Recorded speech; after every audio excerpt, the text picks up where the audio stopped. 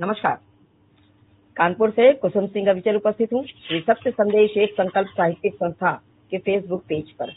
अपना बड़ा ही लोकप्रिय और खूबसूरत हमारा प्रकल्प कृतित्व की परिधि में व्यक्तित्व, कृति संग कृतिकार, संवाद संग साक्षात्कार। आज इसकी श्रृंखला 134, इस 34वीं श्रृंखला में सभी का स्वागत करती हूँ, अभिनंदन करती हूँ, वंदन करती हूँ। ये हमारी श्रृंखला जिसमें हम किसी ऐसी विशेष शख्सियत से आप सभी को रूबरू कराते हैं जिनका कृतित्व ही उनकी पहचान होती है, और उनका कृतित्व और उनके व्यक्तित्व के विषय में हम बात करते हैं, उनके उन व्यक्तित्व के उन अनछुए पहलुओं पर बात करते हैं जो हमारे समक्ष नहीं आ पाते हैं, और जिनका कृतित्व हमारे लिए प्रेरणादायी होता है, ज्ञानवर्धक होता है, अनुकरणीय होता है। और इसमें होता है स्मृतियों के झरोखों से कुछ यादें, कुछ बातें। तो हम उस व्यक्तित्व के अतीत के कुछ संस्मरण, उन पर भी हम चर्चा करते हैं, वर्तमान पर चर्चा करते हैं, उनके समग्र व्यक्तित्व पर, कृतित्व आधारित उनके समग्र व्यक्तित्व पर हम बात करते हैं।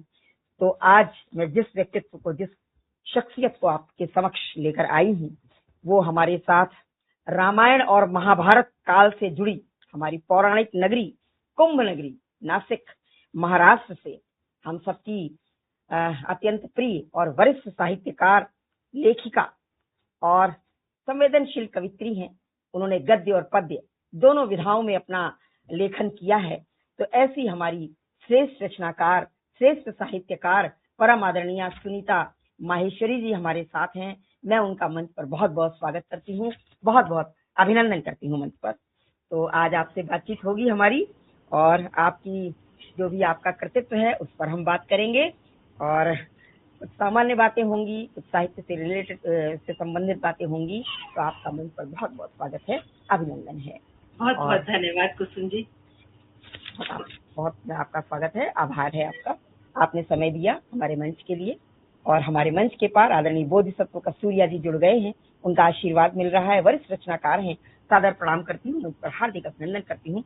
और अब इससे पहले कि हम अपनी साहित्यिक वार्ता और सामान्य वार्ता प्रारंभ करें, मैं आपको ही आमंत्रित करती हूँ कि आप इस कार्यक्रम की, इस साक्षात्कार का प्रारंभ आप ही करें, अपने कुछ शब्दों से, कुछ बातों से, कुछ जो भी आप कहना चाहें। तो बहुत बहुत स्वागत है आपका। बहुत बहुत धन्यवाद कुसुम जी। सबसे पहले तो मैं आपको बहुत बहुत धन्यवाद देना चाहती हूँ कि आपने मुझे कृतित्व की परिधि में व्यक्तित्व स्मृतियों के झरोखे से कार्यक्रम में आमंत्रित किया। मैं सचमुच गौरवान्वित हूँ, हर्षित हूँ कि आप जैसी श्रेष्ठ साहित्यकार आज मेरा साक्षात्कार ले रही हैं, आपसे आज बातचीत हो रही है, इसके लिए मैं बहुत आनंदित हूँ। और कार्यक्रम का शुभारंभ तो हम सरस्वती वंदना से ही करेंगे। तो एक सरस्वती वंदना आपके सम्मुख पढ़ रही हूँ, गा रही हूँ इसको। सुनो पुकार शारदे सरस्वती सुहासिनी, सदैव देव वंदिता सुबुद्धि सिद्धिदायिनी, सुलक्ष्य बोध दो सदा, विवेक आत्म ज्ञान दो, सुधा सुप्रेम की बहा, दयालुता व ध्यान दो, हरो समस्त स्वार्थ को, सुकीर्ति की प्रदायनी, सदैव देव वंदिता सुबुद्धि सिद्धिदायिनी, करो कृपा दया निधे, कभी न आस ये बुझे, निराश भाव दूर हो, गिरा विनम्र दो मुझे, नमामि हंस वाहिनी, सुभक्त दुख नाशिनी, सदैव देव वंदिता सुबुद्धि सिद्धिदायिनी, न जाति धर्म भेद हो, सनातनी विचार हो, प्रवीणता व धैर्य स्वराष्ट्र धर्म प्यार हो, अनंत शक्ति दो मुझे, अधर्म की विनाशिनी, सदैव देव वंदिता, सुबुद्धि सिद्धिदायिनी, सदैव देव वंदिता, सुबुद्धि सिद्धिदायिनी। वाह। ये सरस्वती वंदना मैंने अपनी पुस्तक आराधना के स्वर से आपके सम्मुख प्रस्तुत की। और कुसुम जी, आपके बारे में मैं क्या कहूँ, आपसे तो मैं बहुत अधिक प्रभावित हूँ। आपका जो साहित्यिक व्यक्तित्व है अत्यंत सक्रिय, सृजनशील और प्रेरणादायी है। आप अपनी सत्य संदेश एक साहित्यिक, शैक्षिक, सामाजिक संस्था कानपुर द्वारा विविध उत्कृष्ट कार्यक्रमों को निरंतर प्रेषित करती रहती हैं और हिंदी जगत को सचमुच में समृद्ध कर रही हैं। कभी आपके यहाँ साक्षात्कारों की सारगर्भित प्रस्तुति होती है, जैसे आज हो रही है। कभी कविता, गीत और गजल का मोहक भावपूर्ण वाचन और गायन होता है, तो कभी पुस्तकों की सूक्ष्म समीक्षा, तत्वपूर्ण समीक्षाएं होती हैं। इन सभी माध्यमों से आपका जो योगदान है वह अत्यंत प्रभावशाली है और प्रशंसनीय है, सराहनीय है। इसके लिए मैं आपको नमन करती हूँ, आपके व्यक्तित्व को और कृतित्व को मैं प्रणाम करती हूँ। आपकी भाषा जो है संस्कृत निष्ठ है, बड़ी शुद्ध है, फिर भी सरल, सहज और प्रवाहमयी है, जो पाठक एवं श्रोता के हृदय तक सीधी सीधी पहुंच जाती है। हिंदी साहित्य के प्रति आपकी निष्ठा, समर्पण और सतत साधना प्रेरणास्पद है। तो मैं आपको बार बार प्रणाम भी करती हूँ और धन्यवाद भी आपके प्रति ज्ञापित करती हूँ कि आप ऐसे ही कार्य करती रहें और ऐसे ही हम जैसे साहित्यकारों को बुलाती रहें, हम जैसे साहित्यकारों को बुला के हौसला बढ़ाती रहें। बहुत बहुत धन्यवाद आपको। बहुत बहुत आपके स्नेह को नमन। और निसंदेह आप जैसे साहित्यकार हमारे पटल के पार भी जुड़े हुए हैं। आप सबका जब सानिध्य मिलता है तो मनोबल ऊर्जित होता है और बहुत अच्छा लगता है। मुझे भी बहुत कुछ जानने को, सीखने को मिलता है। बहुत सुंदर वाणी वंदना आपकी। और जो आपकी अभी सद्य प्रकाशित आपकी आराधना के स्वर पुस्तक, उससे आपकी मैंने वो पुस्तक उसका पढ़ा है, उसकी बहुत सारी रचनाएं, बहुत ही सुंदर पुस्तक है। एक मैं कहती हूँ वो लेखनीय पुस्तक है, तो उससे आपकी बहुत ही सुंदर वाणी वंदना। तो अब हम अपनी इस आज के साक्षात्कार कार्यक्रम को प्रारंभ करते हैं और मंच के पार हमारे साथ जो भी श्रेष्ठ रचनाकार जुड़े हुए हैं, मैं उनका स्वागत, अभिनंदन कर लेती हूँ। बोधिसत्व कस्तूरिया जी आदरणीय शुरू से जुड़े हुए हैं और अभी भी आपकी वंदना की भी तारीफ कर रहे हैं। जयप्रकाश शर्मा जी आदरणीय जुड़ गए हैं, बहुत बहुत स्वागत करती हूँ। सारिका फैलोर जी जुड़ी हुई हैं, उनका भी हार्दिक अभिनंदन है। मंच पर बहुत बहुत स्वागत है सभी का। और भगवती बिहानी जी जुड़े हुए हैं मंच पर। सभी जो भी हमारे श्रेष्ठ रचनाकार जुड़े हैं हमारे मंच पर, सभी का बहुत बहुत स्वागत, वंदन और अभिनंदन है। अजय कुलश्रेष्ठ जी का नाम दिखाई दे रहा है अभी, उनका भी स्वागत वंदन है। बड़े श्रेष्ठ रचनाकार हैं हमारे कानपुर के। कुसुम शर्मा दीदी जुड़ गई हैं, उनका भी बहुत बहुत स्वागत है, अभिनंदन करती हूँ सभी का। तो अब हम अपनी इस वार्ता को आगे बढ़ाते हैं आज की। तो प्रारंभ करती हूँ सबसे पहले हमारे जीवन का प्रारंभिक जो हमारा जीवन होता है, तो जन्म से लेकर के प्रारंभिक शिक्षा, पारिवारिक हमारा परिवेश, वहां से प्रारंभ करती हूँ। तो आप हमें बताएं कि आपकी प्रारंभिक जीवन और प्रारंभिक शिक्षा कहाँ से हुई, पारिवारिक पृष्ठभूमि कैसी रही, वहां से आपसे बात शुरू करते हैं। स्वागत है आपका। मेरा जन्म अलीगढ़ में हुआ, एक संभ्रांत परिवार में जन्म हुआ अलीगढ़ में। और बचपन की जो मधुर स्मृतियां हैं वो तो सदा मन में सजीव रहती हैं। उसी कोमल काल में संस्कारों की नींव पड़ती है, प्रेम की ऊष्मा, जीवन का प्रथम पाठ सीखने को मिलता है, तो वो जीवन तो हमेशा याद रहता है। माता पिता का जो स्नेह मिलता है, ममता मिलती है, अनुशासन मिलता है और जो स्नेही क्षण मिलते हैं वो हृदय पर अमिट छाप छोड़ जाते हैं।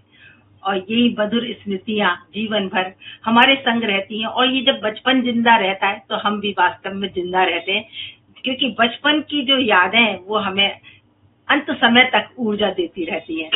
इस समय संस्कृति, संस्कार, सकारात्मक विचार संपन्नता, सहृदयता, सहजता का यह काल अद्भुत काल होता है। तो ये काल मेरा भी बचपन बहुत अच्छे से व्यतीत हुआ। इस समय में मैं अपने घर में सबसे छोटी थी।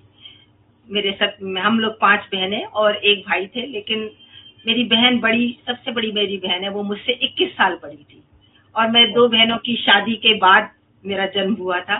तो इसलिए मुझे सबसे बहुत ज्यादा असीम स्नेह प्राप्त हुआ, क्योंकि जब भी कहीं कहीं जाते थे, कोई भी कहीं घूमने जाता, पिकनिक जाता, तो मुझे जरूर लेके जाते सब लोग। और मेरे माता पिता जो है वो उनकी भक्ति में बहुत रुचि थी, और मेरी माँ सांस्कृतिक कार्यक्रमों से बहुत जुड़ी हुई थी, भक्ति से भी बहुत जुड़ी हुई थी।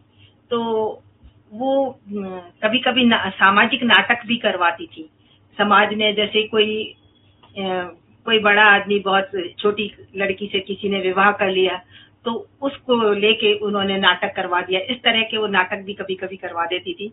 और हम लोगों से हर साल रासलीला करवाती थी, क्योंकि वो भक्ति कृष्ण की भक्त थी। तो एक महीने की तैयारी चलती थी हमारे घर में, और माँ हमारी रासलीला करवाती थी हमसे। तो कभी कभी कृष्ण, कभी राधा, कभी कुछ हम बना करते थे उस समय, और बहुत सुंदर वो आयोजन हुआ करता था। बहुत दर्शक उसको देखने आते थे, और पूरे नृत्य, संगीत, गाजे बाजे के साथ वो कार्यक्रम बहुत उत्तम कार्यक्रम हुआ करता था। और उसका प्रभाव मेरे जीवन में अभी तक है, और वो मेरे जीवन में अभी भी मैंने कभी काली मर्दन लीला, जो मेरी बचपन की स्मृतियों में थी, तो वो मैंने अभी भी लिखी इस आराधना के स्वर में। तो उससे मैं कुछ आपको सुनाना चाहूंगी। पूरी रचना तो बहुत लंबी है, लेकिन मैं उसमें से कुछ सुनाती हूँ जो आल्हा छंद में लिखी है। काली मर्दन। जब आप वो दृश्य याद करिए, जब काली मर्दन, कालिये पर श्री कृष्ण जब नृत्य करते हैं ना, वो दृश्य याद करिएगा। कालिया नाग से स्वागत। हाँ, कालिया नाग पर चढ़े उछल कर कृष्ण कन्हैया, 100 फन पर कालिये नाग, ताता थैया नटवर नाचे गढ़ते राग। विषधर की प्रबल प्रभा से चमके नटवर के थे पैर, विषधर मणि की प्रबल प्रभा से चमके नटवर के थे पैर। लोहित पंकज समपग नाचे, नहीं वहाँ कालिये की खैर। चोटों से प्रतिपल पैरों की, अगणित किए घात पर घात। श्री कृष्ण ने अपने पैरों से, चोटों से प्रतिपल पैरों की, अगणित किए घात पर घात। अद्भुत नृत्य किया कान्हा ने, बजा बांसुरी से सुरताल। चोटिल हुआ नाग पुकारा, कालिये के सब टूटे अंग। नथुनों से बह रहा रक्त था, बदला था जमुना का रंग। नाग नथैया कृष्ण कन्हैया, नाचे फन पर दे ताल। काल देख थर्राया, लगा सोचने नूतन चाल। देख कृष्ण की लीला अद्भुत, सुरगण रहे पुष्प बरसाए। करी वंदना नटवर की, तब देव दुंदुभी रहे बजाए। करी वंदना नटवर की, तब देव दुंदुभी रहे बजाए। तो ये बचपन की स्मृतियां जो थी, वो अभी देखिए इस उम्र में आके बाहर निकल रही हैं। तो ये मेरी माँ का ही कमाल है। बहुत सुंदर, बिल्कुल आल्हा छंद। हमारा जो है बहुत ही पुराना जो छंद है, जो गढ़ा गया था, और उसमें आपने जो रास लीला का चित्रण किया है, बड़ा ही मनमोहक। और निसंदेह रास लीला ही मनमोहक है, जो कृष्ण की सब लीलाएं। और आपको बचपन में कितना ऐसा वातावरण मिला है कि घर से ही मंचन और ये सांस्कृतिक शिक्षा जो है आपको अपने घर से मिली है। तो यही पारिवारिक पृष्ठभूमि होती है जो हमारे साहित्यिक और हमारी रचना धर्मिता की नींव डालती है। तो आपको वो नींव मिली मजबूत, जो कि आज देखिए जो है कहते हैं जो पौधा लगता है वो आज बिल्कुल विकसित होकर के वटवृक्ष का रूप लेने लगता है। बिल्कुल बचपन के जी। तो मंच के पार हम स्वागत कर लेती हूँ। मैं बड़े श्रेष्ठ रचनाकारों की उपस्थिति है। आदरणीय संगीता चौबे पंखुड़ी बहन उपस्थित हैं, बहुत बहुत स्वागत है आपका। मंच पर विनोद शंकर शुक्ल जी हमारे साथ जुड़े हैं, लखनऊ से वरिष्ठ साहित्यकार हैं, सादर प्रणाम करती हूँ, मंच पर हार्दिक अभिनंदन करती हूँ। डॉक्टर मंजू गुप्ता जी हमारे साथ जुड़ी हुई हैं, बहुत बहुत स्वागत है, अभिनंदन है सभी का। बहुत हृदय तल से सभी का अभिनंदन करती हूँ। मंच पर अजय कुलश्रेष्ठ जी आदरणीय बराबर हमारे साथ हैं, बोधिसत्व कस्तूरिया जी, जयप्रकाश शर्मा जी, सभी श्रेष्ठ रचनाकार हैं, वरिष्ठ रचनाकार हैं, उनकी बड़ी महंगी उपस्थिति है। मंच हमारा बड़ा ही धन्य हो रहा है और आप सबकी उपस्थिति से हमारे कार्यक्रम को उत्साह मिल रहा है, ऊर्जा मिल रही है। तो आप इसी तरह अपना उपस्थिति बनाए रखिएगा। बहुत बहुत स्वागत है आपका। और सुनीता श्रीवास्तव जी का नाम सामने दिखाई दे रहा है, अभी बहुत बहुत स्वागत है। सुमन महेश जी का नाम दिखाई दे रहा है सामने, बहुत बहुत स्वागत है। सभी का अभिनंदन है। सुमन महेश मेरी बड़ी बहन है। अरे वाह, बहुत बहुत स्वागत। कोशिश कर रही कोई नाम छूटे ना, क्योंकि हमारे साथ जब ऐसे श्रेष्ठ रचनाकार उपस्थित होते हैं तो हमारे कार्यक्रम को बड़ी गरिमा मिलती है। तो सभी का स्वागत है। चलिए अब आगे चलती हूँ। सुनीता जी, आपकी लेखन यात्रा जो आपने की, इतनी लंबी यात्रा जो है, इतना आपका वृहद जो आपका कृतित्व है, तो ये लेखन यात्रा आपकी कब से शुरू हुई, कब से आपने लिखना शुरू किया और किसी की प्रेरणा रही होगी, कोई आपका आदर्श रहा होगा जिसने आपको लिखने के लिए प्रेरित किया होगा, या स्वतः आपने लिखना शुरू किया, इसके विषय में हम जानना चाहते हैं। मैं बचपन से थोड़ा थोड़ा लिखती थी, लेकिन असली लेखन यात्रा मेरी रिटायरमेंट के बाद शुरू हुई। मैंने अर्ली रिटायरमेंट ले लिया था थोड़ा, तो 2010 से मैंने ज्यादा लिखना शुरू किया और 2015 में मेरी पहली पुस्तक छपी। इससे पहले मैं लिखती थी, लेकिन बहुत ज्यादा प्रकाशित नहीं होती थी। स्कूल में अध्यापिका थी, तो स्कूल लाइब्रेरी वगैरह में मेरी कविताएं, कहानी वगैरह प्रकाशित होती थी, लेकिन बाहर भेजने में पता नहीं कुछ संकोच होता था। शायद उस समय ऐसा लगता था कि पता नहीं छपेगी या नहीं छपेगी, हम भेजे ना भेजे, एक संकोच के कारण शायद नहीं भेज पाई। भेजती तो शायद छपी जाती, लेकिन उस समय संकोच था मन में। तो बड़ा परिपक्व जो है आपके जो लेखन, मैंने जो ये पुस्तक अभी हाल की पढ़ी है आपके आराधना के साथ, उसमें सभी रचनाएं बड़ी सशक्त रचनाएं हैं। और इसके पहले की भी वही एक एक स्टेप, एक एक जो है पायदान परिपक्वता आती है, चाहे लेखन हो चाहे जीवन हो। तो निसंदेह आपकी जो है कृतियां, तो आपका जो है बचपन से ही लेखन था। तो किस तरह का लेखन आप करती थी बचपन में, मतलब सुरुचिपूर्ण विधा या विषय किस तरह का रहता था जो आप लिखती थी? बचपन में तो कभी कभी कुछ कविताएं, कुछ ये जो अब मैंने अभी आपको लीला बताई, जैसे तो जब हम लीला करते थे तो उसी को सुधार के फिर से लिखना, इस तरह से बचपन में छोटी छोटी चीजें लिखा करती थी। फिर स्कूल में पढ़ने लगी तब थोड़ा और बढ़ा, और जब स्कूल में हम पढ़ाने लगे उस समय विद्यार्थियों को जो डिबेट्स तैयार करवानी होती है, उनको भाषण तैयार कराने होते हैं, तो उसमें काफी मैं सहायता करती थी उनकी। नाटक करवाने होते थे तो उन सब में मैं सहायता करती थी उनकी, और काफी कुछ लिखा करती थी। और बच्चे बहुत प्रभावित रहते थे, सभी छात्र मुझसे। छात्रों के साथ मेरा संबंध बहुत अच्छा रहता था।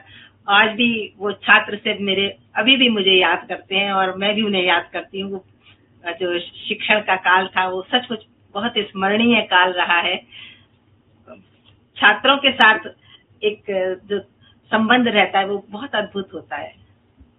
बिल्कुल, देखिए शिक्षक, जब कोई शिक्षक होता है तो अपने बच्चों के साथ में, स्टूडेंट्स के साथ में, अपने विद्यार्थियों के साथ में, जैसे वो भी, उसके अंदर भी एक मतलब एक नवजीवन सा आ जाता है। मतलब वो भी अपने को उन्हीं की आयु में ले जाकर रहता है, और तो बड़ा अच्छा लगता है जो शिक्षण कार्य है। और आपने तो हिंदी और संस्कृत दोनों में आप परास्नातक हैं और आपने एमएड भी किया हुआ है। तो अध्यापन कार्य आपने किस विषय में किया, हिंदी या संस्कृत? हाँ, हिंदी और संस्कृत दोनों विषयों में मैंने अध्यापन किया। और निर्मला कॉन्वेंट स्कूल में मैंने अध्यापन किया, उसके बाद आदित्य बिरला पब्लिक स्कूल में अध्यापन किया। ये दोनों स्कूल रेणुकूट में स्थित है। ये रेणुकूट बनारस के पास है, और यहाँ पर हिंडाल्को कंपनी है। तो हिंडाल्को कंपनी में ही मेरे पति कार्यरत थे, और मैं भी वहाँ आदित्य बिरला पब्लिक स्कूल जो है, ये भी हिंडाल्को का ही स्कूल है, तो इसमें मैं कार्य किया करती थी, अध्यापन किया करती थी। बहुत अच्छा स्कूल है आदित्य बिरला पब्लिक स्कूल, बहुत अच्छा है। हाँ। तो हिंदी और संस्कृत में, आप संस्कृत में भी लेखन किया कि आपने कुछ? नहीं, संस्कृत में लेखन नहीं किया। अच्छा जी, चलिए अब आती हूँ आपकी कृतियों के विषय में। आपका कृतित्व तो बड़ा ही बृहद है, मैंने जो आपके विषय में जाना है, तो आपका जो है उसके विषय में हम जानना चाहते हैं। पहली कृति आपकी जो अर्पण, आपने जो काव्य संग्रह आपका आया, जी। ये कब आया था? ये किस तरह का आपका काव्य संग्रह है? इसके विषय में हम जानना चाहते हैं। ये आपके 2000 कृतित्व। हाँ, ये 2015 में मेरी पुस्तक आई अर्पण। जी, अच्छा। ये पुस्तक है अर्पण। और 2015। जी, हाँ, 2015 में ये पहली पुस्तक आप। पहली पुस्तक अर्पण 2015 में आई। और इस पुस्तक में जो भी कुछ मुझे ऐसा लगता था कि दिल को जो छू गया, इस समय मेरे को छंद नहीं आते थे। अच्छा। छंद का ज्ञान इस पुस्तक के बाद हुआ। जब तक छंद नहीं आते थे तब तक ये पुस्तक पहली लिख गई थी, लेकिन छंद आने के बाद में फिर दूसरी आगे की पुस्तकें लिखी गई। जी। इस पुस्तक सुमन महेश जी लिख रही हैं कि छंदों की ज्ञाता हैं आप। जी, तो इस पुस्तक के बाद आपका छंदों का जो है आपने ज्ञान वर्धन किया होगा अपना। जी, इस पुस्तक से मैं आपको एक रचना का थोड़ा सा सुनाना चाहती हूँ। जी सुनाइए। अर्पण से। ये गारंटेड मशीन, एक कविता है, गारंटेड मशीन। आजकल जो उपभोक्तावाद बढ़ता जा रहा है उस पर ये रचना है। उपभोक्तावाद सिद्धांत हर दिन बढ़ता जा रहा मित्रों, अब रिश्ता भी सामान नजर आ रहा। योग्य वर के लिए अति सुंदर वधू चाहिए, के रूप में वर की भी कीमत चाहिए। योग्य वर के लिए अति सुंदर वधू चाहिए, दहेज के रूप में वर की भी कीमत चाहिए। घर का काम करे, रुपए उगलने की मशीन हो, सबकी सेवा करे, मिस वर्ल्ड सी हसीन हो। जहाँ जैसा हो वातावरण वहाँ वैसी बननी चाहिए, पूजा में हो पुजारिन, डिस्को में थिरकनी चाहिए। क्या बात। सभी अवसरों पर रुपए गहने उपहार लाती रहे, नई कीमती वस्तुओं से सबको सजाती रहे। पुत्र जनने की मशीन हो, पुत्री न हमें चाहिए। पीढ़ियों की एफडी पर घर का चिराग चाहिए। बेटी हुई तो मशीन की सफाई करवा दी जाएगी। ममता का घोंट मर्यादाएं भुला दी जाएंगी। यदि हुआ पीस डिफेक्टिव तो लौटा दिया जाएगा। हर जाने के रूप में माल भी जब्त कर लिया जाएगा। गारंटी वारंटी कार्ड बिना सौदा नहीं होगा हिसाब। सौगातों की सर्विस कार्ड का भी होगा हिसाब। अगर न दे सकी हिसाब तो जलाई भी जा सकती है। अगर न दे सकी हिसाब तो जलाई भी जा सकती है। बात बात पर ताने देकर सताई भी जा सकती है। आत्महत्या अगर कर ले तो हमें न दोष देना। योग्य वर चाहिए तो भर भर कर दहेज देना। पर साथियों, घृणा आती है इसी नीच सोच पर। हृदय भर आता है बेटियों की हर चोट पर। इस बढ़ती हुई दुष्टता को सबक सिखाना होगा। सोई हुई संवेदनाओं को फिर से जगाना होगा। बेटी नहीं है भोग वस्तु, बेटी का न करो अपमान। जीवन के हर रूप में कन्या का रिश्ता महान, कन्या का रिश्ता महान। बहुत बहुत ही श्रेष्ठ रचना है। आपने कहा मुझे छंदों का ज्ञान नहीं था, लेकिन ये जितनी सार गर्भित और संदेशप्रद और हृदय स्पर्शी मार्मिक रचना आपकी। और निसंदेह जो है ये अर्पण काव्य संग्रह से आपकी शायद गारंटेड मशीन ये है, जो कि आपकी शायद उसमें लगी है कोल्हापुर यूनिवर्सिटी में बीए सेकंड ईयर में आपकी पाठ्यक्रम में भी लगी है। जी, निसंदेह ये रचना ही ऐसी है, मतलब लोगों की बिल्कुल आई ओपनर जिसको कहते हैं, जागरूक करती हुई। जो आज का हम सामाजिक परिवेश देखते हैं, और 2015 की आपकी पुस्तक जब आपकी प्रकाशित हुई थी, आज तो स्थितियां फिर भी थोड़ी बेहतर हैं, थोड़ा जागरूकता आई है। उस समय तो ये स्थिति बिल्कुल विकराल रूप में थी जिस समय आपने ये रचना लिखी थी। बहुत बहुत ही श्रेष्ठ रचना। ऐसी रचनाएं तो समाज के लिए बड़ी आवश्यक भी होती हैं और संदेशप्रद भी होती हैं। तो बहुत सुंदर रचना। और इसके बाद आपका काव्य कृति एक आई है। पहले काव्य कृति की बात करती हूँ। आपने गद्य पद्य दोनों में लेखन किया है। भोर की स्वर्णिम आभा एक आपकी काव्य कृति आई है, तो जो कि आपकी महाराष्ट्र साहित्य अकेडमी से अनुदान प्राप्त है, वहां से उसी अनुदान से आपकी प्रकाशित हुई थी। तो इस रचना के विषय में आप बताएं, ये रचना कब, ये काव्य कृति आपकी कब प्रकाशित हुई, और इसकी भी कोई एक रचना की एक बंद सुनना चाहेंगे आपसे। हाँ, अगर सामने है तो, नहीं है तो दूसरी पुस्तक की बात कर लेते हैं। हाँ, नहीं कोई बात नहीं, मैं इसमें रचना सुना देती हूँ इसकी। एक आपकी अनुभूतियों की सरगम, मैं तब तक आपकी ये कर लेती हूँ, आप देख लीजिए, हाँ, तब तक पुस्तक देख लीजिए। अनुभूतियों की सरगम भी आपकी काव्य कृति प्रकाशित है। ये आपकी काव्य कृतियां हैं जो कि मतलब, और इसके साथ साथ आराधना के स्वर जो अभी हाल में ही प्रकाशित हुई है आपकी, ये तो बिल्कुल बहुचर्चित कृति है आपकी। एक विशेष इस कृति पर मैं बाद में विस्तार से चर्चा करूंगी, क्योंकि ये मैंने पढ़ी है आपकी पूरी कृति, और तो मैंने नहीं पढ़ी है। और इसके तो मैं चाहती हूँ कि आपका जिंदगी के हृदय के नहीं, ये है आपका अर्पण के बाद एक हृदय के उद्गार भी आपका है। हाँ जी, इसमें हाँ आप छंदबद्ध आपकी रचनाएं हैं, और भोर की स्वर्णिम आभा, और एक है आपका जो है अनुभूतियों की सरगम। ये तीन आपके काव्य संग्रह हैं। तो ये तीनों आपके कब कब प्रकाशित हुए हैं ये बताइए, और एक कोई आपकी जो मनपसंद रचना हो तीनों में से कोई एक, वो आपसे सुनना चाहेंगे।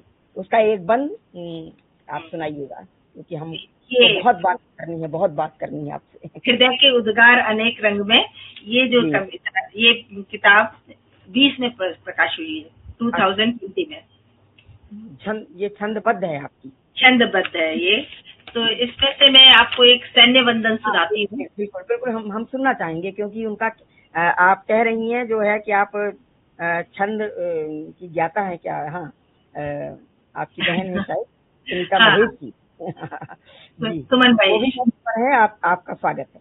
हाँ, ये सैन्य वंदन जो है पंचचामर छंद में लिखा है, और पंचचामर छंद एक वर्णिक छंद है। इसमें विशेषता ये होती है कि इसमें एक वर्ण दीर्घ होता है और एक वर्ण लघु होता है, इसी क्रम से सारे वर्ण लिखे जाते हैं। तो सुनिएगा ये कविता। हिमाद्रिशृंग पे खड़े सपूत मात भारती, प्रदीप शौर्य का जला करे अखंड आरती।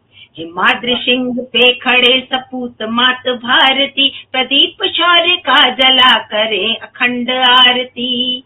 करे प्रयाण बाकुरे सुनाम मान शान से, करे प्रयाण बाकुरे सुनाम मान शान से, चढ़ा रहे ध्वजा जयी सुजान आन बान से।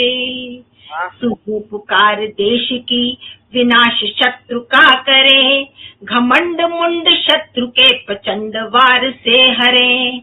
पराक्रमी मृगेंद्र ये हरा रहे अराती को, पराक्रमी मृगेंद्र ये हरा रहे अराती को, दिखाए आए ना रहे अनीति की जमात को।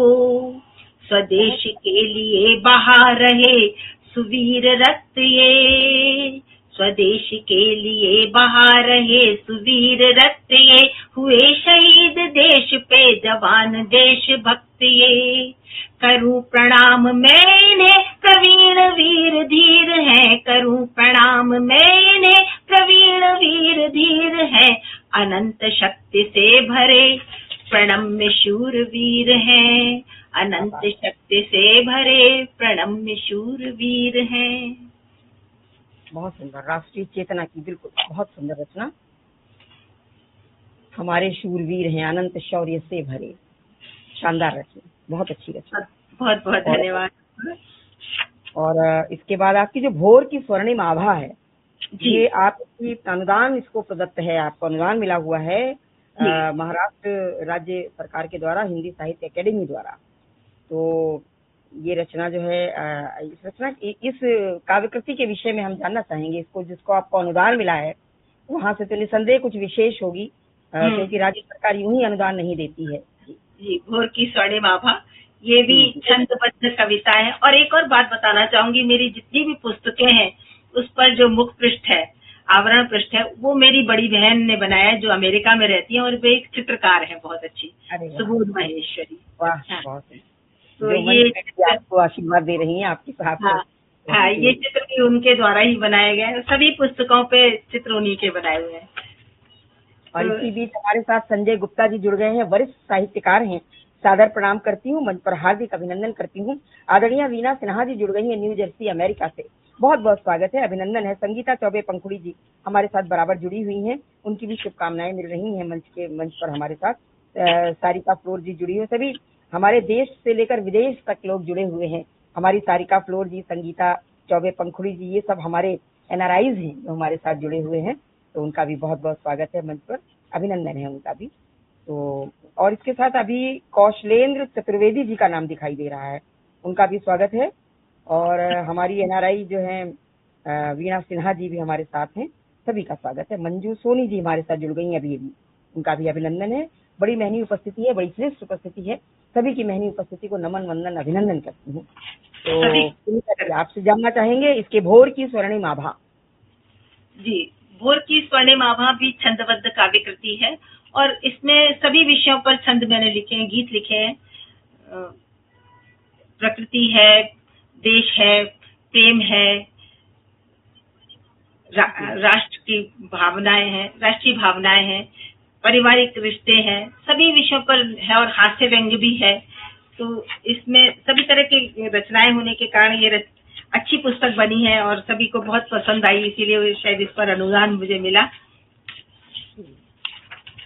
बिल्कुल। और जो है आपकी एक जो है काव्य कृति अनुभूतियों की सरगम, ये कब प्रकाशित हुई आपकी? अनुभूतियों की सरगम, एक मिनट देख बताती हूँ। ये अनुभूतियों की सरगम पुस्तक है, इसका भी कवर पेज मेरी बहन ने बनाया है और ये काव्य कृति प्रकाशित हुई है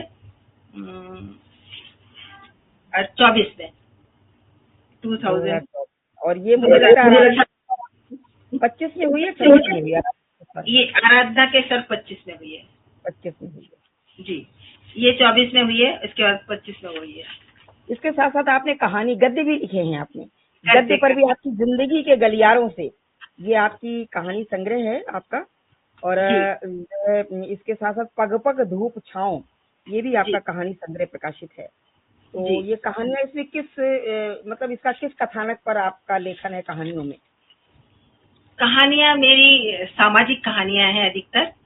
जी, जिंदगी के गलियारों से। जी, ये भी आपकी जो है शिवाजी विश्वविद्यालय संबद्ध जो विद्यालय है कोल्हापुर महाराष्ट्र में, इसमें आपकी जिंदगी की गलियारों से कहानी संग्रह से विद्रोह कहानी आपकी शायद बीए और बीकॉम फर्स्ट ईयर प्रथम वर्ष में लगी है।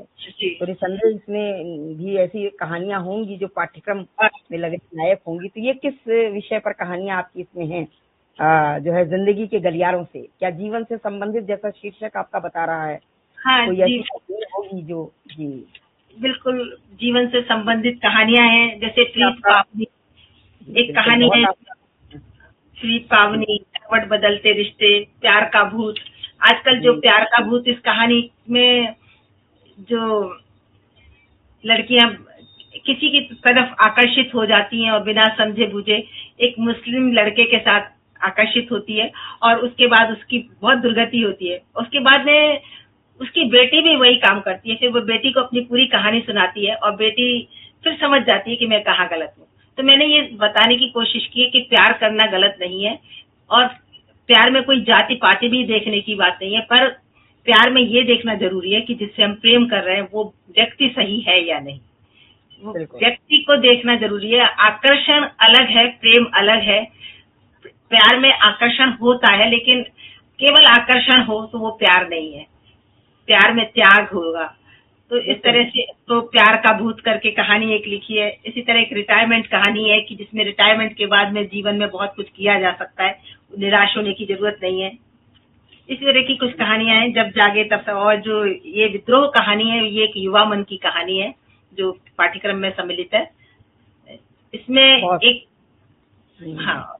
जी, जब कोई कहानी, कोई पुस्तक की कोई कुछ रचनाएं अगर पाठ्यक्रम में आ जाती हैं तो निसंदेह वो बिल्कुल जैसे कसौटी पर कस जाती हैं, क्योंकि पाठ्यक्रम में ऐसी कोई हल्की रचनाएं नहीं ली जाती हैं जो पाठ्यक्रम में होती हैं विद्यार्थियों के लिए वो शिक्षाप्रद होती हैं, वही लगाई जाती हैं। तो बहुत ही सुंदर आपका लेखन है कि आपकी रचनाएं पाठ्यक्रम में लगी हुई हैं।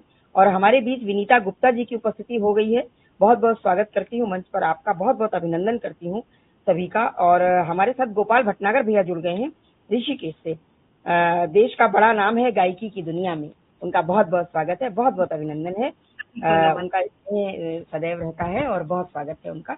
तो चलिए अब बात को आगे बढ़ाती हूँ। आपकी आकाशवाणी नासिक, मतलब निसंदेह आपका जो लेखन है वो इतना श्रेष्ठ लेखन है कि मतलब उसको पाठ्यक्रम में लगाया गया और आकाशवाणी नासिक से उसके काव्य प्रसारण भी आपके हुए हैं। तो आपको बहुत बधाई देती हूँ आपके इस शानदार कृतित्व के लिए। निसंदेह आपका कृतित्व हमारे लिए अनुकरणीय भी है और पठनीय भी है। कहते हैं लोग, आज कहते हैं लोग पुस्तकें लोग पढ़ते नहीं हैं। तो जब सृजन ऐसा होता है तो लोग पढ़ते हैं, मन में जिज्ञासा होती है पढ़ने की, लेकिन उसका सृजन भी ऐसा होना चाहिए कि वो पठनीय हो, वो सर्वग्राह्य हो, अनुकरणीय हो। तो निसंदेह आपके लेखन में वो तत्व दिखाई देता है, क्योंकि जो आपकी सभी पुस्तकें लगी हैं, रचनाएं लगी हैं, तो बहुत बहुत आपको बधाई। इस पुस्तक पर महाराष्ट्र अकादमी का पुरस्कार भी प्राप्त हुआ है, जिंदगी के गलियारों से प्रेमचंद रजक पुरस्कार। जी, तो डॉक्टर कौशलेंद्र चतुर्वेदी जी का जो है सुनीता जी के संवेदनाओं को स्वयं परिभाषित होती है व्यक्ति को प्रवाह को नमन, आपको बधाई दे रहे हैं, सभी आपको बधाई दे रहे हैं, तो सभी का बहुत बहुत आभार करती हूँ। मंच पर बड़ी श्रेष्ठ उपस्थिति है। चलिए अब आती हूँ दायित्व। आप अनेक संस्थाओं से जुड़ी हुई हैं, अनेक संस्थाओं का दायित्व निर्वहन भी आप करती हैं। अखिल भारतीय साहित्य परिषद नासिक से आप जुड़ी हैं, और साहित्य सरिता हिंद मंच नासिक, उसकी आप सचिव हैं। विद्योत्मा फाउंडेशन नासिक की आप प्रशासनिक सचिव हैं, राष्ट्रीय समन्वयक हैं, और महिला काव्य मंच नासिक की आप अध्यक्ष हैं। तो बड़े दायित्व भी आपने ले रखे हैं। तो आप इन दायित्वों का निर्वहन किस तरह से करती हैं, कार्यक्रम करवाकर या किस तरह करती हैं आप, इनके विषय में हम जानना चाहते हैं सूक्ष्म जी। साहित्य सरिता मंच 20 साल से चल रही एक संस्था है, और हर महीने उसकी एक गोष्ठी होती है, उसमें हम मिलकर कवित्री सब बैठ के कविता पाठ करते हैं। विद्योत्मा फाउंडेशन एक बहुत ही अच्छी संस्था है जो बहुत काम कर रही है, संगीत के क्षेत्र में, समाज के क्षेत्र में और साहित्य के क्षेत्र में, सभी क्षेत्र में काम कर रही है। और साल में एक बड़ा कार्य ये भी होता है कि वो पुस्तकें मंगाते हैं हम लोग, और पुस्तकों पर फिर इनाम दिया जाता है, पुरस्कार दिए जाते हैं। तो जो भी पुस्तकें अच्छी होती हैं उन पर पुरस्कार दिए जाते हैं। ये विद्योत्मा फाउंडेशन बहुत, आज उसकी संस्थाएं कई शहरों में है, आपके कानपुर में भी उसकी संस्था है विद्योत्मा फाउंडेशन। जी, मैं उसकी सदस्य हूँ, विद्योत्मा फाउंडेशन। हाँ, तो विद्योत्मा फाउंडेशन की आप सदस्य हैं, तो बहुत ही अच्छी बात है। तो ये विद्योत्मा फाउंडेशन और अखिल भारतीय साहित्य परिषद तो एक बहुत बड़ी संस्था है, उसमें भी कार्यक्रम होते रहते हैं। तो जो कार्यक्रम होते हैं उसमें हम लोग सहयोग करते हैं। जी, बहुत अच्छा। और निसंदेह मतलब जो है इस तरह दायित्व निर्वहन भी आप करती हैं, तो सृजन के साथ साथ ये भी दायित्व आप निर्वहन है, तो ये बहुत अच्छा रहता है। मतलब जो है आपके व्यक्तित्व में चार चांद लग जाते हैं कि आप सृजन के साथ साथ ये भी काम करती है। ये भी समाज से जुड़ा हुआ काम है। साहित्य के माध्यम से, हिंदी साहित्य के माध्यम से समाज से जुड़े होना भी एक अपने में बहुत बड़ी बात होती है। और इसके साथ साथ आपको तमाम सम्मान मिले हुए हैं, अनेक सम्मान। मुझे लगता है लगभग आपके हर काव्य कृति या हर सृजन के लिए सम्मान मिले हैं। तो मैं आपसे जानना चाहूंगी, इतने में सबसे उल्लेखनीय सम्मान आपको कौन सा लगा? उस उल्लेखनीय सम्मान का आप जो है हमें जानकारी दे। महाराष्ट्र साहित्य अकादमी और एक बसंती बाई चांडक पुरस्कार। ये दो पुरस्कार बड़े पुरस्कार हैं। महाराष्ट्र साहित्य अकादमी का पुरस्कार तो बड़ा होता ही है, और महेश्वरी संस्था द्वारा दिया गया है ये बसंती बाई चांडक पुरस्कार। ये भी 25,000 रुपीज उन्होंने दिए थे और पूरा सम्मान किया था। बहुत बहुत अच्छा कार्यक्रम था। हाँ, इसका अर्थ है जी, सम्मान मिल जाते हैं तो और अपेक्षाएं बढ़ जाती हैं। आपसे और अपेक्षाएं हैं, आपने जो भी सृजन किया है उससे भी आपसे बढ़कर आपसे अपेक्षाएं हैं। निसंदेह सम्मान जो है, इसीलिए मतलब सम्मान जो सार्थक होते हैं, सम्मानों का ये नहीं होता है कि हमको मिला है तो बस इतनी श्री हो गई। सम्मान मिलने से हमारी दायित्व बढ़ जाते हैं, हम कि हम और अच्छा करें। बहुत सुंदर। और प्रज्ञान जी, महिला काव्य मंच के विषय में मैं कहना रह गया था, इसलिए मैं बोलना चाहूंगी कि महिला काव्य मंच भी एक ऐसा मंच है जो अंतर्राष्ट्रीय मंच है, और हर जगह जगह उसकी संस्थाएं, देश में न जाने कितनी संस्थाएं, और विदेशों में भी बहुत संस्थाएं। आप भी शायद जानती होंगे इसके विषय में। जी, मकाम से मैं जुड़ी हूँ, कानपुर इकाई की सदस्य हूँ, और इसी का जो एक शाखा है VNKM, वरिष्ठ नागरिक काव्य मंच, प्रहरी मंच, कानपुर के अध्यक्ष हूँ। और नरेश खास सर से उन्होंने दायित्व मुझे सौंपा है जी। तो बढ़िया है, ये तो पूरे अंतर्राष्ट्रीय है। और मैं कानपुर क्या, मैं केंद्रीय उत्तर प्रदेश की अध्यक्ष हूँ। चलिए। और आपका प्रज्ञान विश्वम पत्रिका में भी आपके कृतित्व और व्यक्तित्व आधारित आपका विशेषांक निकला है। ये भी आपकी बहुत बड़ी उपलब्धि है, इसके लिए भी विशेष बधाई देती हूँ। अब आती हूँ आपका ये लेखन के साथ साथ और भी कोई रुचियां हैं, उनके विषय में जानना चाहेंगे? लेखन के साथ साथ मुझे घूमना भी अच्छा लगता है। अच्छा। और काव्य पाठ करना, ये सब अच्छा लगता है। सबसे मिलना जुलना, ये सब पसंद है मुझे। अच्छा जी, चलिए बहुत अच्छा। मतलब लोगों से मिलने जुलने से तो बड़े अनुभव होते हैं, इधर उधर यात्रा करने से, लोगों से मिलने जुलने से बहुत कुछ सीखने को मिलता है, क्योंकि हर किसी के व्यक्तित्व में विशेषताएं होती हैं, अलग अलग होती हैं, लेकिन विशेषताएं तो होती हैं हर किसी के, और हर व्यक्तित्व से हमको सीखने को बहुत कुछ मिलता है। तो जब हम संपर्क में रहते हैं, लोगों से मिलते जुलते हैं, यात्राएं करते हैं, तो बहुत कुछ सीखने को मिलता है। बहुत अच्छी बात है। अब मैं आती हूँ आपकी जो सद्य प्रकाशित जो आपकी आराधना के स्वर, ये आपकी बिल्कुल भक्ति रस से सराबोर आपकी ये काव्य संग्रह है आपका, जिसमें आपने सभी देवताओं का आपने इसमें लिया है। शायद ही कोई देवता आपका इसमें छूटा हो, मैंने क्योंकि इसको पढ़ा है तो। और इसमें आपकी जो ज्ञानचंद्र मर्मज्ञ जी, जो देश का बहुत बड़ा नाम है, साहित्य उनका नाम के साथ जो मर्मज्ञ लगा है, तो वो निसंदेह साहित्य मर्मज्ञ भी है। उनकी मैंने भूमिका पढ़ी है, बड़ी श्रेष्ठ भूमिका है। बहुत ही इतने सुंदर शब्दों में और इतने साहित्यिक शब्दों में उन्होंने इसकी भूमिका लिखी है। बहुत ही शानदार भूमिका। वो मंच पर अभी दिखाई नहीं दे रहे हैं, हो सकता है रिकॉर्डिंग सुने। मैं उनकी भूमिका के लिए उनको बहुत विशेष बधाई देती हूँ। निसंदेह उन्होंने कई लोगों की भूमिका लिखी है। इसके पहले भी मैंने परिचर्चाएं रखी हैं अपने मंच पर, जिसमें की प्रतीक्षा तिवारी जी की किताब पे लिखी है। उनकी भूमिकाएं मैंने कई पुस्तकों में पढ़ी हैं, और उनकी भूमिकाएं बिल्कुल अभूतपूर्व होती हैं, मतलब कि अनन्य होती हैं, उनको कह सकते हैं। तो उनको विशेष बधाई देती हूँ। मैंने उनकी भूमिका पढ़ी। मैं उसको थोड़ा सा यहाँ पर मैं शॉर्ट में उसको मैं वाचन करना चाहूंगी, यदि भी समय की सीमा है। हिंदी साहित्यकार 4 कालों में विभक्त है, ये हमारे आदरणीय ज्ञानचंद्र मर्मज्ञ जी का है। और जो है आपने भक्तिकाल पर आपकी ये पूरी जो रचना आराधना के स्वर है, ये पूरी भक्तिकाल को लेकर आप चली हैं, उसी पर आपने इसको लिखा है। तो इसमें इन्होंने लिखा है, उनकी ये भाषा है कि आदिकाल, भक्तिकाल, रीतिकाल, आधुनिक काल। और भक्तिकाल को स्वर्णिम काल कहा गया है, जिसमें साकार और निराकार की उपासना हुई है। इसमें आपकी भक्ति रचनाएं हैं। आपकी इस आराधना के स्वर में निर्गुण सगुण काव्यधारा, सामाजिक चेतना, जातिगत एकता, मानवीय मूल्यों की संवेदना की कविताएं बद्ध आपकी है। निसंदेह मैंने भी इसको पढ़ा है, जिसमें आपकी भक्ति के साथ साथ आपने सामाजिक चेतना की भी बात की है, जीवन दर्शन की भी बात की है, आध्यात्मिकता की भी बात की है। तो इसमें एक तरीके से बिल्कुल ये भक्तिकाल की, जैसे ये संग्रह आपका भक्तिकाल को जैसे प्रतिनिधित्व करता हुआ दिखाई देता है। और आपने इसमें मर्मज्ञ जी लिख रहे हैं कि आराधना के स्वर कबीर की परंपरा को आपने अपनी रचनाओं में गूंजने का कार्य किया है।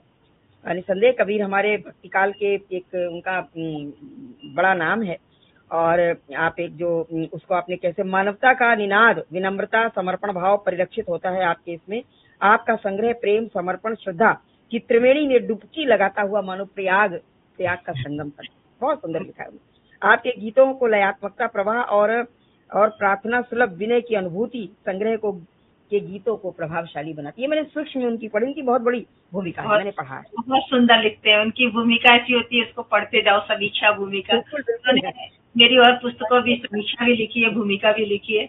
मैं उनको प्रणाम करती हूँ, बहुत सुंदर लिखते हैं। मैं उसको सूक्ष्म में पढ़ने से अपना मैं मोह संवरण नहीं कर पाई, मैंने उसको पढ़ा है। और निसंदेह मैंने इसकी जो PDF आपकी पढ़ी है, मैंने कुछ रचनाएं भी इसकी पढ़ी हैं। तो अब उस पर बात करते हैं। आपने इसमें जैसे छंद ताल युक्त आपके भजन है, प्रार्थनाएं हैं, सुगम गीत हैं, और सभी देवी देवताओं की आराधना है इसमें आपकी। तो हिंदी साहित्य में जैसा कि अभी उनकी भूमिका में भी मैंने पढ़ा है कि निसंदेह 4 कालों में विभक्त है हमारा आदिकाल, भक्तिकाल, रीतिकाल और आधुनिक काल। तो भक्तिकाल को स्वर्णिम काल कहा गया है, और जिसको आधार बनाकर आपने अपनी आराधना के स्वर लिखी है। तो भक्तिकाल को स्वर्णिम काल कहा गया, जिसमें साकार और निराकार दोनों की उपासना की गई है। और आपने अपनी इस संग्रह में उनको आपने रखा है। कई तरह की आपकी रचनाएं हैं। आपने कबीर की परंपरा की रचनाओं को भी आपने जो है अपने में लिखा है, अपने में किया है, जैसा कि हमारे मर्मज्ञ जी ने लिखा है। और इसके साथ साथ आपकी इसमें भूमिका प्रोफेसर डॉक्टर माधवी जाटव ने भी लिखी है, पूर्व अध्यक्ष हिंदी विभाग, विवेकानंद कॉलेज कोल्हापुर की। बहुत सुंदर उनकी भूमिका, बहुत अच्छी है, मैंने वो भी पढ़ी है। जी। और शुभकामना संदेश आपका राजीव शर्मा बंधु जी का है, उज्जैन के। तो निसंदेह आपको जो है इस पुस्तक में जो भूमिकाएं लिखी हैं वही इस पुस्तक को सिद्ध करती हैं कि ये पुस्तक कैसी है। मैंने भूमिकाएं भी पढ़ी हैं, लेकिन चूंकि समय की सीमा है तो मैं आपको यहाँ वाचन नहीं करूंगी। चलिए अब मैं आती हूँ उस पुस्तक पर जो कि मैंने पढ़ी हुई है।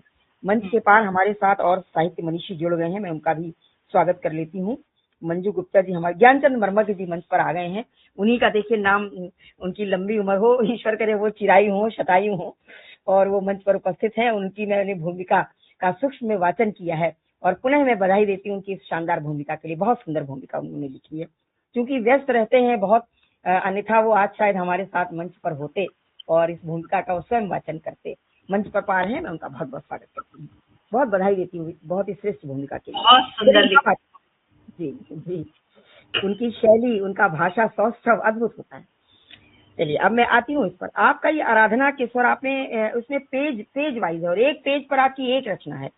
160 पेज है जिसमें 22 से शुरू होकर 160 तक गए हैं, माने कि 138 प्रार्थनाएं आपने छंदबद्ध लिखी हैं इसमें, जिसमें शांत रस का भी हमें रसास्वादन मिला है और भक्ति रस से तो बिल्कुल सराबोर है आपकी ये रचना, जिसमें दोहा छंद भी आपने लिखा है, घनाक्षरी, कई कई छंदों का प्रयोग आपने किया है, गीतिका, चौपाई, आधा छंद, इस तरह करका। और आपने कुछ इसमें जन्मोत्सव बधाइयां भी लिखी हैं, मतलब बिल्कुल थोड़ा विविधताओं से भी आपने इसको भर दिया है। और इसके साथ साथ आपने इसमें जो है जीवन दुनिया एक रंगमंच, ये आपकी एक रचना इसमें है। और मानव जीवन, ये आपकी रचना इसमें मैंने पढ़ी है। आशा दीप दीप्त रहे, ये रचना आपकी मैंने पढ़ी है। माता पिता वंदन आपका मैंने पढ़ा है। ये रचनाएं आपकी एक अलग अलग फ्लेवर लिए हुए हैं, अलग तरह की जीवन दर्शन और जो है हमारा आध्यात्मिकता का पुट लिए हुए आपकी हैं। तो आप इन रचनाओं के बारे में आपसे जानना चाहेंगे कि ये कृति आपने कब से लिखना इसको शुरू किया, कितना समय लगा लेखन में आपको, और आप आधुनिक काल से आप भक्ति काल में कैसे पहुंच गई, मतलब कैसे एकदम आप वहां पहुंच गई। मतलब ये बड़ा आश्चर्य होता है, आज बिल्कुल पूरा काव्य संग्रह भक्ति काल पर आधारित है, मतलब बिल्कुल एक अद्भुत, इसको अद्भुत प्रयास कह सकते हैं। तो आप इसके विषय में हम जानना चाहते हैं कि किससे प्रेरित हुई कि आधुनिक काल से आप भक्ति काल का बिल्कुल पूरा संग्रह आपने तैयार कर दिया और 138 आपकी इसमें रचनाएं हैं, सभी भक्ति काल से, कुछ आध्यात्मिकता का पुट लिए हुए, बाकी सभी भक्ति का। तो आप इसके विषय में हम जानना चाहते हैं आपसे ही। स्वागत। इसका श्रेय जाता है मेरे माता पिता को, क्योंकि उन्होंने बचपन से जो मेरे अंदर भक्ति के बीज बोए थे।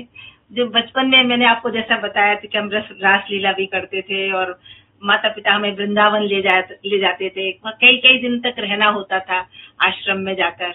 उड़िया बाबा थे हमारे माता पिता के गुरु, उनके आश्रम में जाके हम रहते थे और वहां पे रास लीला वगैरह देखते थे। तो वो जो बचपन में संस्कार मिले, उसी का सृजन अब इस उम्र में आके हुआ।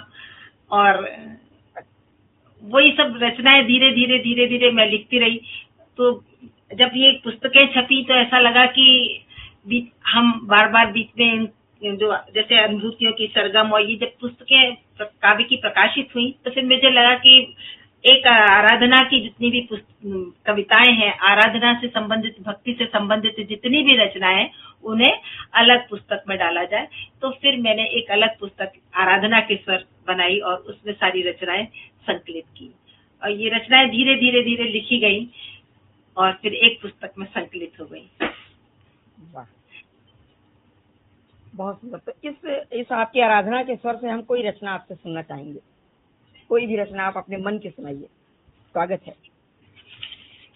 इसमें से मैं बहुचर्चित होती है, बिल्कुल सद्या प्रकाशित। तो मैं राम वन गमन की कुछ सवैया सुनाती हूँ, कि अगर बहुत सारे हैं तो मैं पूरे तो नहीं सुनाती, थोड़े से सुनाती हूँ। जब राम जी को माँ के कई ने वन गमन के लिए आदेश दिया तब का दृश्य है, मदरा सवैया है। राम लला अभिषेक घड़ी शुभ मंगल थी खुशियां जन की, राम लला अभिषेक घड़ी शुभ मंगल थी खुशियां जन की। भाग्य करे कुछ खेल विलक्षण मात दिखाए गली वन की। कौशल राज हुए अति व्याकुल पीर बढ़ी उनके मन की। प्राणन से प्रिय पुत्र चले सुध थी न वहाँ तन की मन की। प्राणन से प्रिय पुत्र चले सुध थी न वहाँ तन की मन की। कौशल्या की क्या स्थिति थी वो देखिए, कौशल्या के भाव। थी जननी अति घोर अचंभित क्यों कर मात को मात हुई। प्राणन से प्रिय राम दिया वन क्यों कर स्वार्थ बात हुई। व्याकुल माँ बिलखे धरती पर कर संकट रात हुई। 14 वर्ष दिया बनवास की क्यों कर जीवन घात हुई। क्यों कर जीवन घात हुई। और जब राम जी जा रहे थे, मैं बीच बीच में से सुना रही हूँ, लंबा है प्रसंग तो। कौशल राज हुए अति व्याकुल वे तड़पे मछली सम है। सूर्य चला रघुवंशज कानन व्याप रहा नगरी तम है। कोस रहे सब लोग कुमात है बदला घटना क्रम है। दुख सहा नहीं जाए यहाँ अब नैन हुए सबके नम है। तो इस तरह से एक लंबा प्रसंग है इसमें, तो मैंने आपको उसमें से कुछ बहुत मतलब निसंदेह बिल्कुल इतना कर्ण प्रिय है आपका। और एक आपकी रचना मैंने इसमें पढ़ी है, उसके एक बंद आपसे सुनना चाहेंगे। कृष्ण जी का कालिया मर्दन लीला, ये आपकी जो रचना है बहुत ही सुंदर आल्हा छंद में है। यदि आपके समक्ष हो तो इसका कुछ थोड़े से पंक्तियां सुनना चाहेंगे हम। बहुत सुंदर है ये, अगर सामने है तो, और नहीं तो ये रचना मैं ही पढ़ देती हूँ उसको थोड़ा सा। ज्ञात हुआ जब कान्हा जी को कालिया दूषित करता नीर, और मृत्यु तुल्य था गरल नाग का फुंकारी के चलते तीर। और बने वृक्ष थे ग्रास काल के पशु पक्षी मानव अरुगाए, सोचा कालिया मर्दन करने का कान्हा ने एक उपाय। बहुत सुंदर ये है आपका कालिया मर्दन वाला। और एक कृष्ण जी, चूंकि बचपन से ही आपकी माँ ने जो रास लीला आपको जो बचपन में सिखाई थी मैं यहाँ पे कहना चाहूंगी, मैं बचपन में रामलीला होता था, हमारे मेरे भाई बहन रामलीला खेलते थे, हमें याद आई आपकी लीला के नाम पर। तो ये सब बड़ी यादें होती हैं, जीवन के लिए बड़ी यादगार होती हैं। कृष्ण जन्म पर आपकी कथा महाश्रृंगार छंद में आपने जो लिखा है, ये अगर आपको याद हो तो आपके मुखार बिंदु से सुने, वन्या मैं पंक्तियों का वाचन करती हूँ कि कंस का नष्ट हुआ सब जाल, कृष्ण की लीला अपरंपार। और भाद्रपद अष्टम की तिथि रात, कृष्ण जब प्रकटे थे संसार। देवकी को वसुदेव समेत कंस ने किया बंद था जेल, और मारता शिशु को हर बार बंद करता सांसों का खेल। ये आपने जो उनके जीवन लीला जो जन्म की है वो आपने लिखी है। बहुत ही सुंदर। आपने कृष्ण जी के ऊपर लिखा है, राम के ऊपर, हनुमान जी के ऊपर, कई हैं। आप कोई रचना आप इसमें से सुना दीजिए हमको। सूर्य देवता पर आपने लावणी छंद में बहुत सुंदर लिखा है। वेद ऋचाएं, ये तो बहुत ही प्यारा है। इसमें तो क्या शब्द संयोजन आपने किया हुआ है। सूर्य देवता के ऊपर लिखा है लावणी छंद में गीत। मैं इसको सुना दी। हाँ जी, बहुत स्वागत है। बिल्कुल, सूर्य देवता पर बहुत ही सुंदर है ये। वेद ऋचाएं महिमा गाती पूजे देव मनुज सारे, बहुत सुंदर स्वागत। वेद ऋचाएं महिमा गाती पूजे देव मनुज सारे, दिन करके हम गुण है गाते भक्ति भाव मन में धारे। दिनेश देव अग्नि के धारक अद्भुत ऊर्जा के स्वामी, पूर्व दिशा से उगते दिन कर पश्चिम के वे हैं गामी। सप्त अश्व के रथ पर आते रंगों काले सम्मोहन, ज्योति पुंज जीवन के दाता ऊष्मा से करते पोषण। जीवन के है मूल दिवाकर स्वयं जले जीवन वारे, दिन करके हम गुण है गाते भक्ति भाव मन में धारे। निज किरणों से ऊष्मा देकर तरु में जीवन सरसाते, अन्न वनस्पति पुष्प बीज फल में चेतनता भर जाते। जल को बाष्प बना नभ में ये मेघ बना वर्षा लाते। स्वास्थ्य आयु ऊर्जा के दाता सारे जग को चमकाते। समय चक्र के सूर्य नियंता ऋतुओं के हैं रखवारे। दिन करके हम गुण है गाते भक्ति भाव मन में धारे। स्वर्ण मुकुट धारे नव में स्वर्ण प्रभा है बिखराते। ज्ञान और विज्ञान के प्रेरक कर्म पंथ है दिखलाते। तन मन में ऊर्जा भर देते अंधकार इनसे हारा। बने सौर ऊर्जा से विद्युत जगमग होता जग सारा। बिन आदित्य असंभव जीवन रवि किरणें कष्ट निवारे। दिन करके हम गुण है गाते भक्ति भाव मन में धारे। और एक बात मैं आपसे कहना चाहती हूँ कि ये जो छंदों का ज्ञान मुझे मिला है उसके लिए मैं अपने गुरुओं को प्रणाम करना चाहती हूँ। डॉक्टर राकेश राज दीक्षित राज जी हैं जिन्होंने मुझे ये ज्ञान दिया। उसके अलावा ललित किशोर ललित जी हैं और अणु जी हैं और हम लोग कई लोग हैं जो हम लोग छंद ज्ञान प्राप्त करते हैं एक साथ। सारिका फलोर है, संगीता चौबे पंखुड़ी हैं। हम लोग एक ही पटल से जुड़कर हम लोग ये छंद ज्ञान प्राप्त करते हैं और एक दूसरे को सराहते हैं, सीखते हैं। तो ये ज्ञान जो मिला है वो अद्भुत है। उसके लिए मैं अपने गुरुओं को प्रणाम करती हूँ।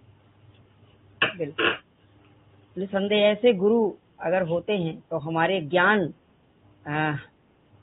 को और एक गति मिल जाती है, एक दिशा मिल जाती है। लेकिन ऐसे गुरु आज दुर्लभ हैं। आप सौभाग्यशाली हैं कि आपको ऐसे गुरु मिले हुए हैं जी। और मंच पर हमारे साथ सारिका फ्लोर जी तो शुरू से बनी हमारे साथ में, बराबर उत्साहवर्धन कर रही हैं। और इसी भी शशि लाहौटी जी का नाम दिखाई दे रहा है। बहुत स्वागत है आपका मंच पर। और आदरणीय ज्ञानचंद्र मर्मज्ञ जी, जो साहित्य मर्मज्ञ हम उनको कह सकते हैं, वो मंच पर बराबर उत्साहवर्धन कर रहे हैं, हमारे साथ हैं। डॉक्टर अमरेंद्र वर्मा जी की उपस्थिति हुई है, हार्दिक स्वागत करती हूँ। सामने नाम दिखाई दे रहा है और सभी का स्वागत वंदन अभिनंदन करती हूँ। अरुण नागर जी जुड़े हुए हैं हमारे साथ, उड़ई से हमारे साथ है, बहुत बहुत स्वागत है और सभी का स्वागत वंदन अभिनंदन है। मंच पर जो भी हमारे श्रेष्ठ रचनाकार सभी उपस्थित है, सभी का स्वागत है। बहुत सुंदर। और ये रचना आपने सूर्य को लेकर के, निसंदेह ये रचना मैंने अभी पहली बार आपसे सुनी है, जो कि दिनकर के ऊपर लिखी हुई है, सूर्य के ऊपर लिखी हुई है और बहुत सुंदर रचना है। यद्यपि रामधारी सिंह दिनकर ने जो रश्मिरथी लिखी थी तो उन्होंने कर्ण को केंद्रित करके लिखी थी, लेकिन ये रचना आपकी बिल्कुल दिनकर को, सूर्य को ही समर्पित है। उनका ही आपने प्रताप अपनी रचना में लिखा है। एक रचना आपकी बहुत सुंदर है इसी आराधना के सर, क्योंकि अभी आपकी ये सद्या प्रकाशित है, अभी हालिया प्रकाशित है। तो ये रचना, ये पुस्तक मैंने पढ़ी है इसको। एक आपने अपने पितरों को, जो हमारी भारतीय संस्कृति है कि हम मृत्यु के बाद भी हमारे संस्कृति में ऐसा मानना है कि वो आत्माएं जो हैं, वो पुण्य आत्माएं जो हैं, वो पितरों में मिल जाती हैं, जाकर उनमें सम्मिलित हो जाती हैं। इस पर एक रचना है कुमकुम छंद में। यदि आपके सामने हो तो आप तीन पंक्तियां सुनना चाहेंगे कि जय जय जय पितृ देवता। मतलब ये भी एक अलग तरह की आपकी रचना है। मैं सुनाती हूँ। हाथ जोड़कर श्रद्धा से हम पूजा अर्चन करते हैं जी। पितरों का आशीष मिले तो जीवन में है सुख आता, और जन जन के आदर्श पितर है, पितरों के गुण मन गाता। कुकुब छंद में लिखी जी। आप इसका एक छंद पढ़ दीजिए इसका। ठीक है। इसके बाद जय जय पितृ देवता हम सब तर्पण करते हैं, हाथ जोड़कर श्रद्धा से हम पूजा अर्चन करते हैं। पुरखों की छाया में देखो जीवन सबका सजता है, उनके ही संस्कारों से इस जीवन में रस भरता है। हम उनके वंशज हैं, सारे कर्मों को वे लखते हैं। जय जय जय जय पितृ देवता हम सब तर्पण करते हैं। ये आप कुछ और बात करते हैं, हम कुछ सूक्ष्म में बातें करते हैं, उसमें संक्षेप में मैं आपसे बात करूंगी और आपका उसमें संक्षेप में ही उत्तर। आपने भक्ति काल पूरा समाहित कर दिया है अपनी इस आराधना के स्वर में। तो भक्ति काल माने आप किस तरह धर्म या अध्यात्म आप इसको किस रूप में लेती हैं, इसके विषय में हम जानना चाहेंगे। मतलब मैं धर्म और अध्यात्म दोनों को जोड़कर ही लेना चाहती हूँ, क्योंकि हम बचपन से राम कृष्ण हनुमान सबकी पूजा करते आए हैं। तो धर्म मतलब भक्ति भी है, आध्यात्म भी है, धर्म भी है, सबका एक नैतिक मूल्य भी है, सभी जुड़े हुए हैं। और मेरा मानना ये है कि जितने भी धर्म हैं वो सब सम्माननीय है, हम सबका सम्मान करें और सब मिलके रहें, प्यार से रहें, भक्ति से रहें, भक्ति भाव मन में रखें और एक दूसरे का सम्मान करके आपस में जीते हैं। बहुत खूब। धर्म हमारा, अध्यात्म का क्षेत्र थोड़ा विस्तृत है। जब आध्यात्मिक चिंतन हम करते हैं तो धर्म को अगर हम धर्म को अगर हम संकुचित रूप में अगर उसको ना लें तो धर्म हमारा कर्तव्य निर्वहन से हम इसको जोड़ते हैं। कर्तव्य निर्वहन हमारा धर्म होता है। कोई भी हमारा धर्म हम उसको कहते हैं कि हमने जो मानव जीवन पाया है उसमें जो भी कर्तव्य हमारे साथ है, मानव मूल्यों के कर्तव्य हैं, जो नैतिक कर्तव्य हैं, वो सब हमारे धर्म में आ जाते हैं। लेकिन जब हम इसका अंधानुकरण करते हैं तो इसका रूप विकृत हो जाता है धर्म का, जबकि अध्यात्म का रूप विकृत नहीं होता है। अध्यात्म हमारा बिल्कुल एक इंटैक्ट रहता है, शाश्वत रहता है। आध्यात्मिक चिंतन वो अपने में अलग ही उसका स्वरूप होता है, विराट स्वरूप होता है उसका। और हमारी जो भारतीय संस्कृति है वो आध्यात्मिक चिंतन पर ही उस पर जो है बहुत कुछ उस पर निर्भर रहती है। लेकिन एक मेरा मानना है कि अगर हम, जैसे आपने जीवन दर्शन की बात की है, अगर हम बहुत ज्यादा अध्यात्म की गहराई में पहुंच जाते हैं तो हम जो हमने जीवन में जो हमको जो ईश्वर ने इस दुनिया में भेजा है अपना कर्तव्य निर्वहन करने के लिए, गृहस्थ जीवन जीने के लिए, सृजन करने के लिए, सृष्टि का सृजन करने के लिए, तो क्या ऐसा नहीं लगता है कि अगर हम बिल्कुल आध्यात्मिकता की ओर अगर हम मुड़ जाएंगे तो इस जीवन से हमें विरक्ति हो जाएगी। तो इस सामाजिक जीवन का क्या होगा और हमारी सृष्टि का जो सृजन है उसका क्या होगा? मतलब क्या हमारे संसार का रूप नहीं बदल जाएगा अगर हम बिल्कुल अगर अध्यात्म की बात करने लगे, बिल्कुल जीवन दर्शन की बात करने लगे, हम बिल्कुल जो अपना हम जीवन हम जीते हैं इससे हम बिल्कुल अलग हो जाएं, तो ऐसा होने की संभावना है क्या? नहीं, मुझे नहीं लगता कि ऐसे होने की संभावना है, कि गीता में भी कर्म को प्रधान माना है और कर्म तो करते ही रहना है। और जो भी संसार को चलाना भी एक कर्म ही है, वो भी संसार भी चलना ही चाहिए। तो आध्यात्म, जैसे मैं गीता को मानकर कहूंगी कि कर्मण्येवाधिकारस्ते, तो भगवान ने कहा ही है, तो कर्म तो करना ही है वो, पर हमें अच्छे कर्म करने हैं। कर्म में संसार को चलाना भी एक अच्छा कर्म है। उसमें दूषित वो भाव, हमारे विचार हमारे दूषित नहीं होने चाहिए, मेरा ऐसा मानना है। जी बिल्कुल। मतलब हमें बिल्कुल ये नहीं कि हम इस कर्म अपने कर्मों से विमुख होकर के हम बिल्कुल जैसे साधु बाबा बन जाए या क्या हो जाए, तो वो चीज जो है वो नहीं होनी चाहिए। अध्यात्म में नहीं होनी चाहिए वो चीज। जी बिल्कुल। आजकल भी कोई जो विद्यार्थी हैं या कई जो भगवान के रंग में ऐसे रंग गए कि वो बस अपना घर बार छोड़ के चल दिए और पूरी तरह से वो उस दिशा में जा भी नहीं पा रहे, कुछ जा रहे हैं, तो वो गलत है, बिल्कुल वो गलत है।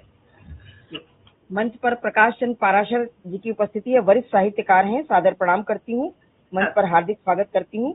प्रमिला शरद व्यास जी अभी जुड़ी हैं, बहुत बहुत स्वागत है उनका भी, सभी का बहुत बहुत स्वागत है। चलिए अब मैं आगे चलती हूँ। प्रकृति, हमारी सृष्टि में प्रकृति की भी बहुत बड़ी भूमिका है। आपके विचार से इस प्रकृति की क्या भूमिका है हमारी सृष्टि में और हमारे सृजन में, क्या भूमिका है प्रकृति की?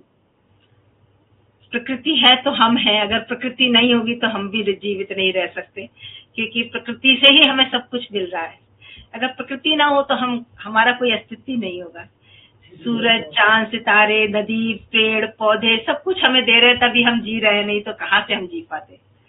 और लेकिन बहुत ये अजीब बात है कि मानव प्रकृति को ही दोहन कर रहा है, ये हमारा बुरा पक्ष।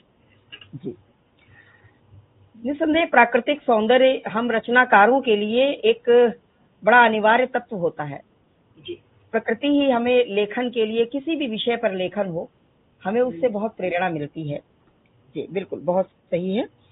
अब आती हूँ, जैसे काल की बात आती हूँ, आपकी रचनाएं भक्ति काल में पहुंच गई आराधना के स्वर। तो जब हमारे कबीर, तुलसी, सूर ये सब रचनाकार हुए हैं, मीराबाई और ये मलिक मोहम्मद जायसी, ये सब जो कृष्ण धारा के हैं, कृष्णाश्रय वाले थे, रसखान वगैरह, ये तो अगर मैं कहूँ कि ये भक्ति काल के जो इतने इतने जो रचनाकार थे, इनमें कौन सा आपका जो है बिल्कुल पसंदीदा रचनाकार, या जिसको आप सबसे श्रेष्ठ मानती हैं? सूर और तुलसी, सूरदास और लोकनायक तुलसीदास को, और रसखान भी बहुत अच्छे हैं। काग के अगर बाग, एक का नाम पूछो तो किसका नाम लेंगी आप? सूरदास। सूरदास का। लेकिन आपने कबीर पंथ को निभाया है, जैसा हमारे मर्मज्ञ जी की भूमिका नहीं, में कबीर भी बहुत अच्छे, नहीं ये बड़ा मुश्किल है ये कहना, कबीर भी बहुत अच्छे हैं। और उन्होंने जो ये कहना, एक को चुनना बहुत मुश्किल काम है। कबीर तो उन्होंने जितनी कभी भी ऐसा हो जाता है, किसी एक को चुनना होता है। बहुत मुश्किल काम है। कबीर ने जितनी सामाजिक बुराइयां थी उनको दूर किया। इसमें होती है निर्गुण धारा और सगुण धारा। जी, जैसे निर्गुण धारा जो आप भक्ति काल की ही मैं बात कर रही हूँ, क्योंकि आपका जो है आराधना के स्वर, उसी पुस्तक को आपको केंद्र में, क्योंकि वो पुस्तक मैंने भी पढ़ी है और अभी हाल की प्रकाशित है। निर्गुण धारा, जैसे ज्ञान मार्गी और प्रेम मार्गी, दो तरह की निर्गुण धाराएं हैं, तो आप किसे चुनेंगे अगर इन दोनों में आपसे कहा जाए एक आप चुनिए? प्रेम मार्गी। प्रेम प्रेम मार्गी। प्रेम जी बिल्कुल। प्रेम तो हमारे लेखन का आधार ही होता है। प्रेम, अगर हमारे मन में प्रेम भाव न हो तो हम लेखन नहीं कर प्रेम पाएंगे। के बिना जीवन सूना है। बिल्कुल। और ज्ञान भी है, लेकिन प्रेम हमारे रचना का बिल्कुल आधार होना चाहिए। डॉक्टर भारती सिंह जी का नाम सामने दिखाई दे रहा है, बहुत बहुत स्वागत है, बहुत बहुत अभिनंदन। और बाकी सभी रचनाकार हमारे साथ शुरू से अभी तक बराबर जुड़े हुए हैं, सभी का बारंबार नमन, अभिनंदन, वंदन करती हूँ। सभी को मैं नमन करती हूँ, इतना समय दिया आप लोगों ने, उसके लिए बहुत बहुत धन्यवाद। इसके साथ साथ सगुण धारा जो आती है, उसमें राम आश्रयी हो गई और कृष्ण हो गई, राम भक्ति और कृष्ण भक्ति। तो दोनों में से किसी एक को चुनना हो, किसी एक को, तो आप किसको चुनेंगे?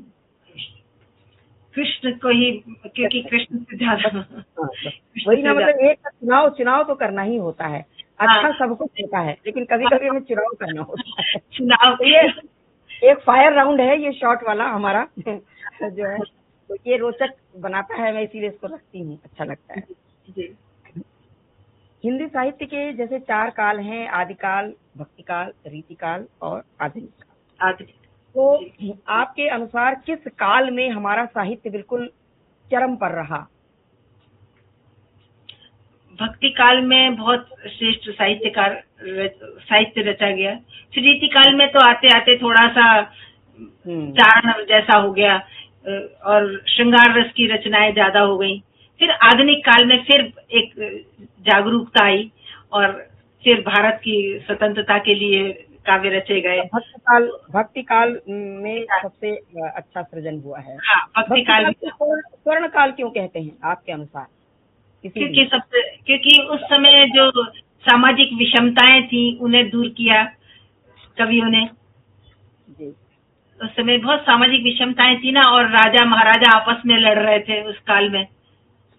तो उन सब ऐसी परिस्थितियों में भक्ति का आने से लोगों में एक चेतना जागृत हुई, और जैसे कि तुलसीदास जी ने एक राम का चरित्र देकर एक आदर्श प्रस्तुत किया कि जीवन को ऐसे जिया जा सकता है।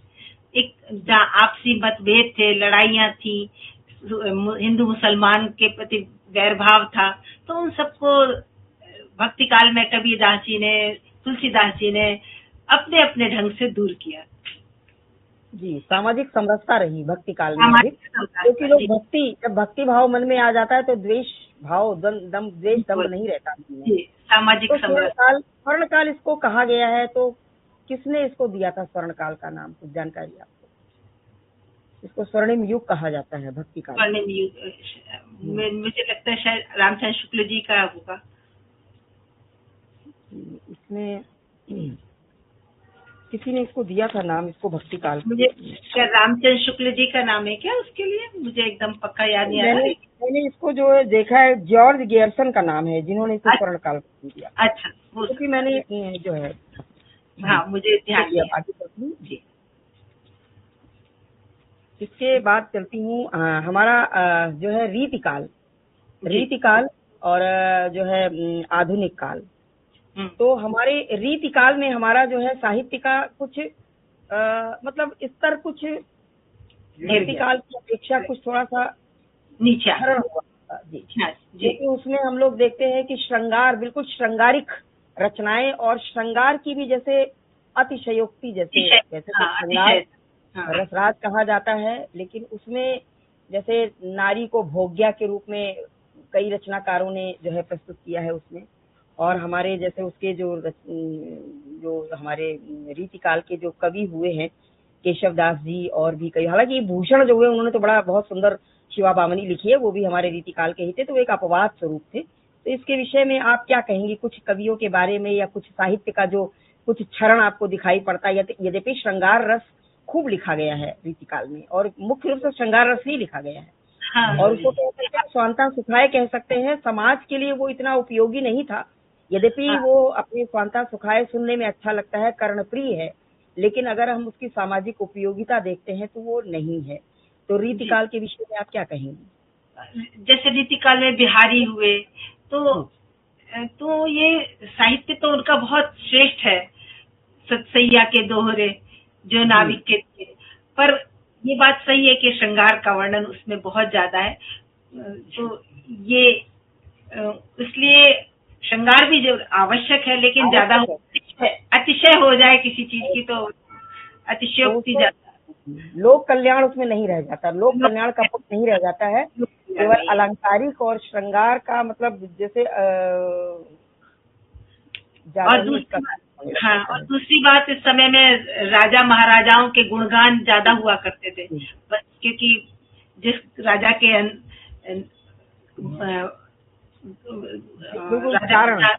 चारण वाली प्रवृत्ति रीतिकाल की है, जो चारण कवि कहे जाते थे, जो राजाओं को राजाओं की वाहवाही किया करते थे, वो भी काल हमारा रीतिकाल ही रहा है।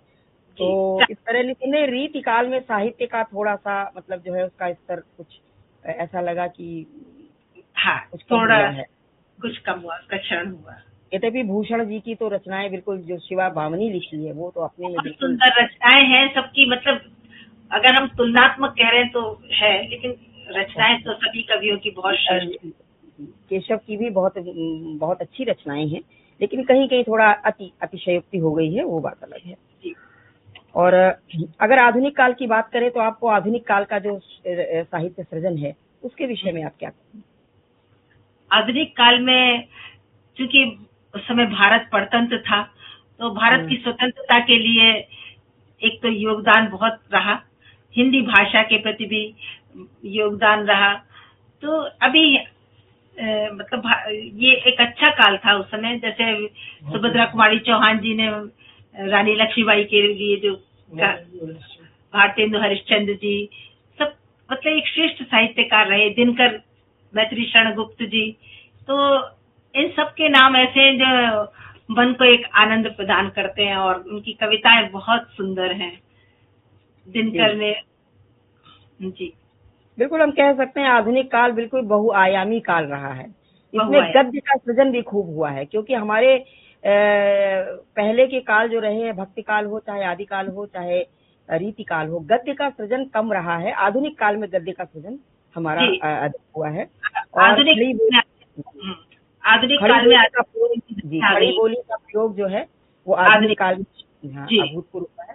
और इसके साथ साथ जो छायावाद, प्रगतिवाद, जो हमारा ये सब वाद जो हैं, जो हमारे समाज के लिए भी हितकारी रहे हैं और जिन्होंने हमारे साहित्य को भी समृद्ध किया है, तो ये सभी प्रयोगवाद जैसे नए गीत, नई कविता जो आज नवगीत है, ये भले ही उसमें लय या छंदबद्धता कम हो, लेकिन वो आज के परिवेश में वो बड़े सार्थक हैं, क्योंकि किसी विषय को लेकर लिखे जाते हैं। तो ये भी हमारे आधुनिक काल की ये बहुत बड़ी उपलब्धि है, जो आज के जो हमारे रचनाकार हैं आज के जो है, वो भी जैसे भारतेंदु हरिश्चंद्र जी तो बहुत ही एक सशक्त जो वो तो पितामह कहे जाते हैं हमारी हिंदी हाँ, भाषा। उनके नाम पर ही युग का नाम है भारतेंदु काल।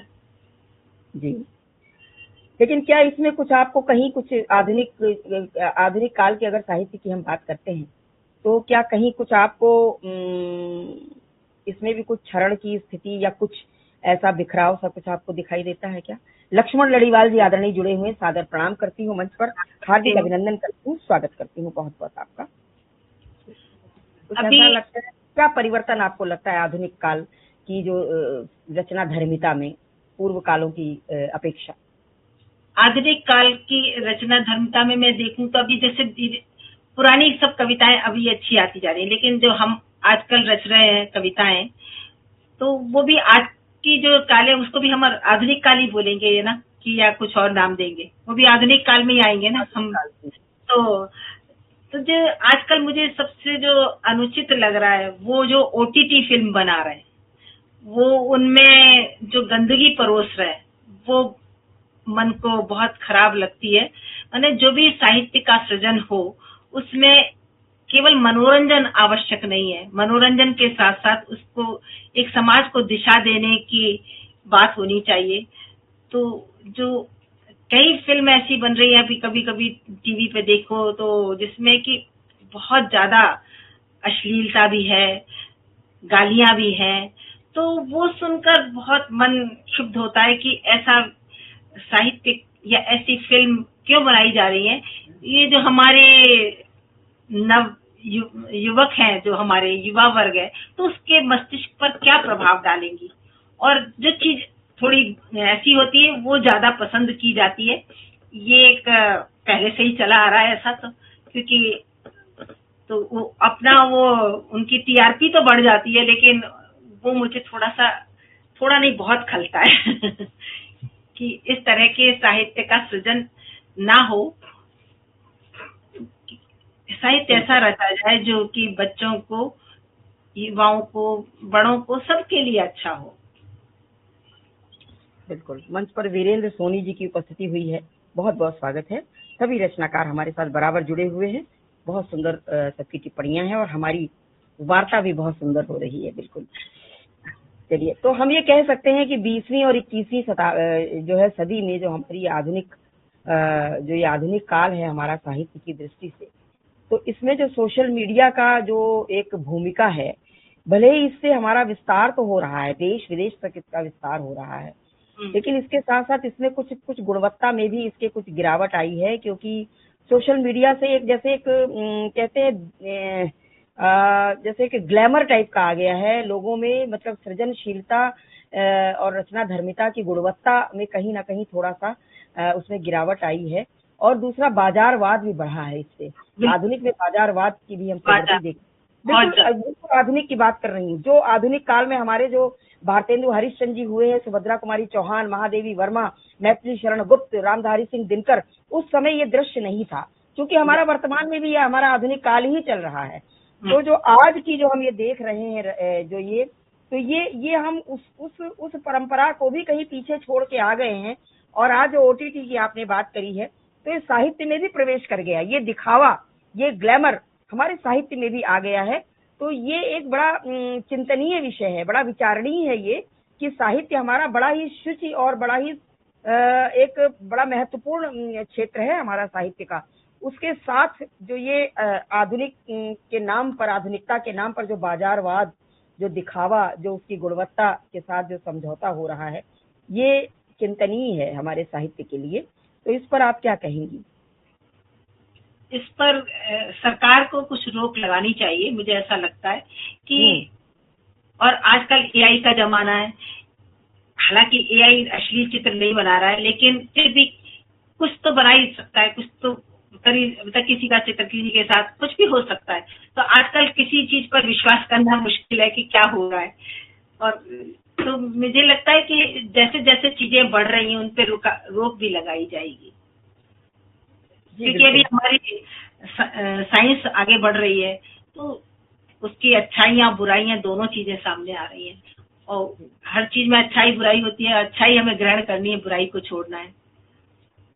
तो उसका साहित्य सकें। आधुनिक साहित्य जो है, आधुनिक काल में जो वर्तमान, बिल्कुल वर्तमान, लेटेस्ट बिल्कुल जो परिदृश्य है, ये थोड़ा इस पर चिंतन होना चाहिए, इस पर थोड़ा सा विचार होना चाहिए इस पर, कि ये हम आधुनिक काल के उन कवियों को भी हम पीछे छोड़ रहे हैं, उनका भी हम अनुकरण, जैसे जो जो हमारा भक्तिकाल रहा, आदिकाल रहा, वो पूरा उन पर केंद्रित रहा। उसमें कहीं से एक तरीके से हम आज के आधुनिक काल में ये कह सकते हैं कि ये साहित्यिक प्रदूषण हम इसको नाम अगर देंगे मेरे विचार से, तो शायद अतिशयोक्ति नहीं होगी। जो कि हमने आदिकाल, भक्तिकाल और रीतिकाल जो था सो था, उसमें कोई ऐसी वो नहीं थी, प्रदूषण वाली बात नहीं थी।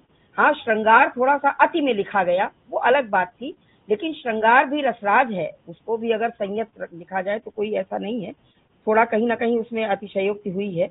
और बाकी हम आधुनिक काल अगर हम देखते हैं तो आधुनिक काल के जितने भी सुमित्रा नंदन पंत हुए हैं, हमारे निराला जी हुए हैं, ये सब भले ही हमारे नई नवगीत जो छंद जो है छंद मुक्त रचनाएं इन्होंने लिखी हैं, लेकिन उनमें भी कुछ ना कुछ सार रहता था, वो निरर्थक नहीं होती थी उनमें।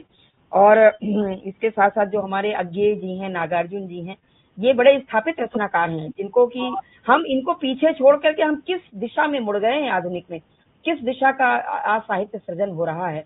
लोग 2-2 4-4 रचनाएं करते हैं। एआई की बात है, एआई रचनाएं कर रहा है, एआई को लिखो फलाने विषय पर हमको रचना चाहिए, वो फट से लिख के दे देता है। सृजनशीलता कहाँ जा रही है, रचना धर्मिता कहाँ जा रही है? तो ये आधुनिक काल की बड़ी पीड़ा है, और निसंदेह इस पर कुछ ना कुछ कहीं ना कहीं हम साहित्यकारों को, जो वरिष्ठ हमारे साहित्यकार हैं, आप जैसे मंच के पार भी हमारे वरिष्ठ साहित्यकार हैं, इस पर कुछ ना कुछ इसको प्रमोट नहीं करना चाहिए मेरे हिसाब से। देखिए, सरकार कुछ नहीं कर सकती है, ये व्यक्तिगत स्तर पर है। इसको जैसे वाहवाही की भी झड़ी लग जाती है, हम लोग देखते हैं मंच पर, रचना क्या है, क्यों है, इस पर कुछ नहीं, किसने लिखी है या किसी ने भी लिखी है, वाहवाही करना जैसे हमारा एक दायित्व बन गया कि हमें करना ही करना है। इसको अगर डिस्करेज किया जाए, इसको अगर तो इस पर कुछ विचार हो सकता है मेरे विचार से, लेकिन ये व्यक्तिगत स्तर की बात है, और हर व्यक्ति अपनी बात, इसके तर्क होते हैं अपनी बात के कहने के। तो आप क्या कहेंगे इस पर? समय बदल रहा है और बदलते समय के साथ चीजें बदलती हैं, और आज स्थिति ग्लोबल है। अब आज मतलब हम केवल भारत के उसमें नहीं है, आज ग्लोबल है। अमेरिका, जापान, ऑस्ट्रेलिया, सब मतलब आज पूरी दुनिया मुट्ठी में है, और सभी सारी संस्कृतियां मुझे लगता है सब मिल गई हैं, और उसमें कुछ अच्छा भी है, कुछ खराब भी है। और मैंने ये भी सुना है कि कहते हैं ना, गेहूं के साथ घुन भी पिस जाता है। तो जब ये हवा चल रही है बिल्कुल, तो साहित्यकार जो वास्तविक साहित्यकार है उसकी, क्योंकि ग्लैमर जब जहां पर दिखावा हो जाता है, जहां पर शो हो जाता है, शोबाजी, जैसे हमारी फिल्मी दुनिया का जो ग्लैमर है, तो जहां पर ग्लैमर होता है, जहां पर शोबाजी होती है, वहां पर जो वास्तविकता है वो कहीं ना कहीं एक कदम पीछे हो जाती है, अपने आप ऑटोमेटिक रूप से हो जाती है। देखिए, लक्ष्मण लड़ीवाल जी बहुत वरिष्ठ रचनाकार हैं, वो कह रहे हैं कि नित्य सम्मान बांटने से साहित्य का बड़ा नुकसान हो रहा है। ठीक है, सम्मान बंटते हैं, लेकिन सम्मानों को लेने वाला उनको लेता किस तरह है? सम्मान तो ठीक है, शाश्वत सम्मान है, हमारा दायित्व है, हम पाते हैं, हम देते भी हैं, लेकिन लेने वाला उसको सर पे बैठा लेता है। मतलब एक तो कहते हैं करेला ऊपर से नीम चढ़ा, एक तो वैसे ही साहित्य की जो है किस दिशा में जा रहा है, उस पर वो साहित्य को वो सोचे हमें सम्मान भी इसी कारण मिल रहा है। तो जो है इस तरह नहीं, जो आज तक बहुत सारे सम्मान जैसे होता है ना, रुपए लेके हो रहे हैं, वो बहुत बेकार लगते हैं, पर असली सम्मान मिले तो बहुत अच्छी बात। वो बाजारवाद की बात की, आज जो बाजारवाद हो रहा है, ये बात आदिकाल, भक्तिकाल और रीतिकाल में बाजारवाद नहीं था, और आधुनिक काल भी जो प्रारंभिक आधुनिक काल था उसमें ही बाजारवाद नहीं था। जितने भी साहित्यकार थे, वास्तविक साहित्यकार थे, जो कि समाज को, देश को, मानव मूल्यों को लेकर लिखते थे, और रोचक भी लिखते थे। हमारे हर रस, 9 रस हैं, हर रस अपने में विशिष्ट है, हर रस, और हर रस में लेखन होता था। लेकिन आज भी साहित्यकार बहुत अच्छे मर्मज्ञ जी, यशपाल सिंह यश जी, और कितने आज भी बहुत अच्छे साहित्यकार हैं। बिल्कुल, वही मेरा कहना है कि ये जो ये पैरेलल चलने लगा है, पैरेलल चल रहा है। जो हमारे वास्तविक साहित्यकार है, हमारे मंच पर बड़े श्रेष्ठ रचनाकार है, मैं सभी को बारंबार नमन वंदन अभिनंदन करती हूँ जो कि आज हमारी वार्ता को सुन रहे हैं। बहुत अच्छा साहित्य भी रचा जा रहा है, लेकिन दूसरा साहित्य भी रचा जा रहा है जी। वो पैरेलल, जैसे ब्लैक मनी व्हाइट मनी चलती है, पैरेलल चल रहा है। आज भी बहुत अच्छे साहित्य। उसका थोड़ा सा एक चिंतनीय है, थोड़ा इस पर विचार करना चाहिए। देखिए, जो वो लेखन कर रहे हैं उनको भी विचार करना, ऐसा नहीं कि वो बौद्धिक नहीं है, वो भी बौद्धिक है, लेकिन वो शायद इसकी गंभीरता को नहीं ध्यान में रख रहे हैं, या वो मतलब वो हो रहा है, जो बिकता है वो चलता है, ऐसा है उनका बस। वाहवाही के ग्लैमर में वो शायद कुछ थोड़ा सा उनको उसी में वो भ्रमित है। जो वाहवाहियों की जो भरमार होती है, वो भी वाहवाही सोच समझ के करी जाए तो अच्छी रहती है। मतलब देख कर तुरंत के तुरंत वाहवाही करने में भी थोड़ा सा जो है, अगर वो वाहवाही के लायक नहीं है तो उससे भी थोड़ा नुकसान होता है। उस लिखने वाले को भी सोचता हमने लिख लिया, वो फिर सोचता है कि हमने लिख लिया, तो उसको भी थोड़ा सोचने का मौका देना चाहिए। उसको हतोत्साहित, मतलब उसको वाहवाही सोच समझ के की जाए, ये नहीं हर बात पे दाद, हर पंक्ति पे दाद, हर कविता पे दाद तो इससे थोड़ा दिक्कत हो जाती है। चलिए, आप क्या कहेंगे इसके विषय में? फिर आपसे कुछ सुनते हैं, क्योंकि समय भी हो रहा है। आप इसके विषय में अपनी बात कह दें पहले, जो मैंने कही है, मैंने भी बहुत कुछ कह दिया है। नहीं, अब बस इससे क्या कहना है, जो हो रहा है उसमें कुछ सुधार आएगा। और एआई वगैरह का तो मैंने सुना है शायद बाद में कुछ वाटर मार्क वगैरह आने लगेगा कि ये एआई से बना हुआ है, जो अभी ऐसे लिखा जा रहा है। तो कुछ ना कुछ परिवर्तन आएंगे, तो क्योंकि लोग समझ रहे हैं समस्या को कि क्या समस्या आ रही, तो लोगों का ध्यान सर है, तो समस्या, क्योंकि सब नई चीजें हैं, तो नई चीजों का हमें स्वागत तो करना ही है, पर उनके द्वारा जो समस्याएं उत्पन्न हो रही हैं उनके ऊपर भी ध्यान देना है। वो भी समय के संग संग ठीक होंगी, मुझे ऐसा विश्वास है। बिल्कुल। तो चलिए, बहुत अच्छी आज की वार्ता रही, सार्थक वार्ता रही। मंच पर भी बड़े हमारे श्रेष्ठ रचनाकार उपस्थित रहे हैं। मैं उन सबको बारंबार उनका अभिनंदन करती हूँ अपने इस मंच पर, और बहुत बहुत स्वागत है, सभी का स्वागत है। मेरा तो मन करता है मैं सबको मंच पर सबसे वार्ता करूं, बहुत अच्छा लगता है, लेकिन वही कुछ सीमाएं होती हैं, तो उसी में थोड़ा बारंबारता में कभी विलम्ब भी हो जाता है। बहुत लोगों की सूची में मेरे नाम रहते हैं, लेकिन थोड़ा विलम्ब हो जाता है बुलाने में। तो चलिए, आपसे कुछ सुन लेते हैं। आप तो छंदबद्ध जो है, आपकी जो सुमन महेश जी, आपकी जो बहन है, वो बहुत प्रोत्साहन दे रही हैं, और आपकी जो छंदबद्ध रचनाएं हैं उनकी तारीफ सभी रचनाकार कर रहे हैं हमारे साथ, जो भी जुड़े हैं सभी श्रेष्ठ रचनाकार। तो आपकी कोई रचना सुन लेते हैं, बिल्कुल मन से, एक या दो रचनाएं। समय एक रचना तो आप पढ़ सकती हैं पूरी आराम से, और या दो रचनाओं कुछ बंद आप सुना दीजिए अपनी मन की, बिल्कुल छंदबद्ध। चलिए, आज एक रचना, अभी बहुत हम लोगों ने स्वार्थ की बात करी, और आजकल जो देश में मतलब पूरे विश्व में चल रहा है, जो युद्ध की बात चल रही है, तो मैं स्वार्थ पर एक कविता गीत सुना रही हूँ आपको। स्वार्थ, ये पीयूष वैश्य छंद में लिखा हुआ है। स्वार्थ के नाखून पहने हो रहे, स्वार्थ के नाखून पहने हो रहे, नीति के है मूल्य नित अब खो रहे, सामने जन बात मीठी कर रहे, पीठ पीछे दोष के स्वर भर रहे, कंटकों के बीज भी ये बो रहे, स्वार्थ के नाखून पहने हो रहे, शांति निष्ठा प्रेम में ये भूलते, शांति निष्ठा प्रेम ये है भूलते, झूठ की ढपली बजाए झूमते, भूल निज तहजीब दूजी ढो रहे, स्वार्थ के नाखून पहने हो रहे, जीत के अरमाया दिल में बढ़े, दूसरों को ये गिरासी चढ़े, जो आजकल युद्ध चल रहा है, जीत के अरमाया दिल में बढ़े, दूसरों को ये गिरा सीढ़ी चढ़े, आग दुनिया में लगा खुद सो रहे, स्वार्थ के नाखून पहने हो रहे, सभ्यता का वृक्ष बौना हो रहा, दूसरों का दिल खिलौना हो रहा, सभ्यता का वृक्ष बौना हो रहा,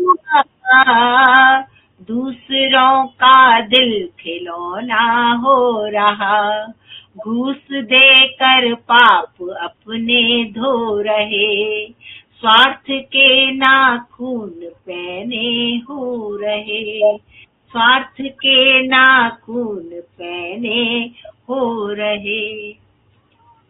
वाह, बहुत सुंदर रचना और बड़ी सार्थक रचना। बड़ा मतलब एक बहुत सुंदर व्यंग्य किया है आपने अपनी इस सुरीले कंठ से, इतनी बड़ी बात कह दी है। बहुत सुंदर रचना है। और आप चाहें तो एक रचना और प्रस्तुत कर सकती हैं, कोई भी स्वागत है। सुनना तो बहुत चाहते हैं लेकिन समय है। समय हो गया, मुझे भी लग रहा है समय काफी हो गया। तो कोई एक छंद या मुक्तक सुना दीजिए आप। एक गजल, मैं अभी गजल सुना, गजल अगर आपने लिखी है तो गजल सुना दीजिए। गजल का एक सुनाती थी। स्वागत। सफर जिंदगी का सुहाना बहुत है, सफर जिंदगी का सुहाना बहुत है, खुदा का दिया सब खजाना बहुत है, खुदा ने सजाई जहां में मोहब्बत, खुदा ने सजाई जहां में मोहब्बत, दिलों में मोहब्बत निभाना बहुत है, दिलों से मोहब्बत निभाना बहुत है, सफर जिंदगी का सुहाना बहुत है, हुए जो परेशान जहां के गमों से, हुए जो परेशान जहां के गमों से, डगर एक खुशी की दिखाना बहुत है, सफर जिंदगी का सुहाना बहुत है। अगला शेर देखिएगा।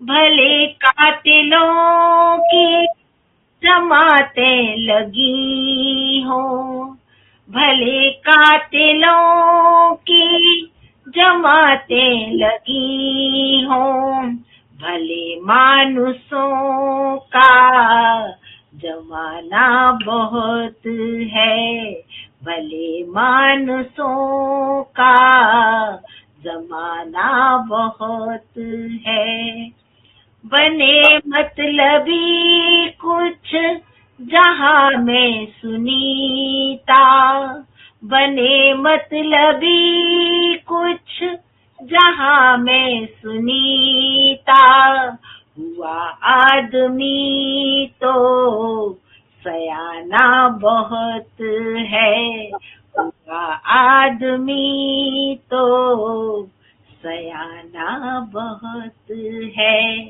सफर जिंदगी का सुहाना बहुत है। तो ऐसे ही जिंदगी का सफर सुहाना बना रहे इन्हीं शब्दों के साथ। जी बहुत सुंदर। और देखिए, जिसके पहले आपने जो पढ़ा था गीत, लक्ष्मण लड़ीवाल जी आदरणीय जो बहुत वरिष्ठ साहित्यकार हैं, लिख रहे हैं गीतिका छंद में भावपूर्ण गीत। तो ऐसे होते हैं साहित्यकार जिनका सानिध्य जब हमें मिलता है तो हम बिल्कुल धन्य हो जाते हैं। निसंदेह आज हमारा मंच धन्य है, आज हमारा पटल धन्य है।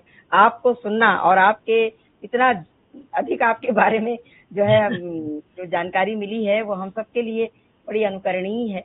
और मंच के पार भी हमारे इतने श्रेष्ठ रचनाकार उपस्थित रहे हैं कि आप सभी का सानिध्य मिलना, आपकी उपस्थिति इस मंच पर आज महनीय रही है। हमारा मंच धन्य है, हम सभी धन्य हैं।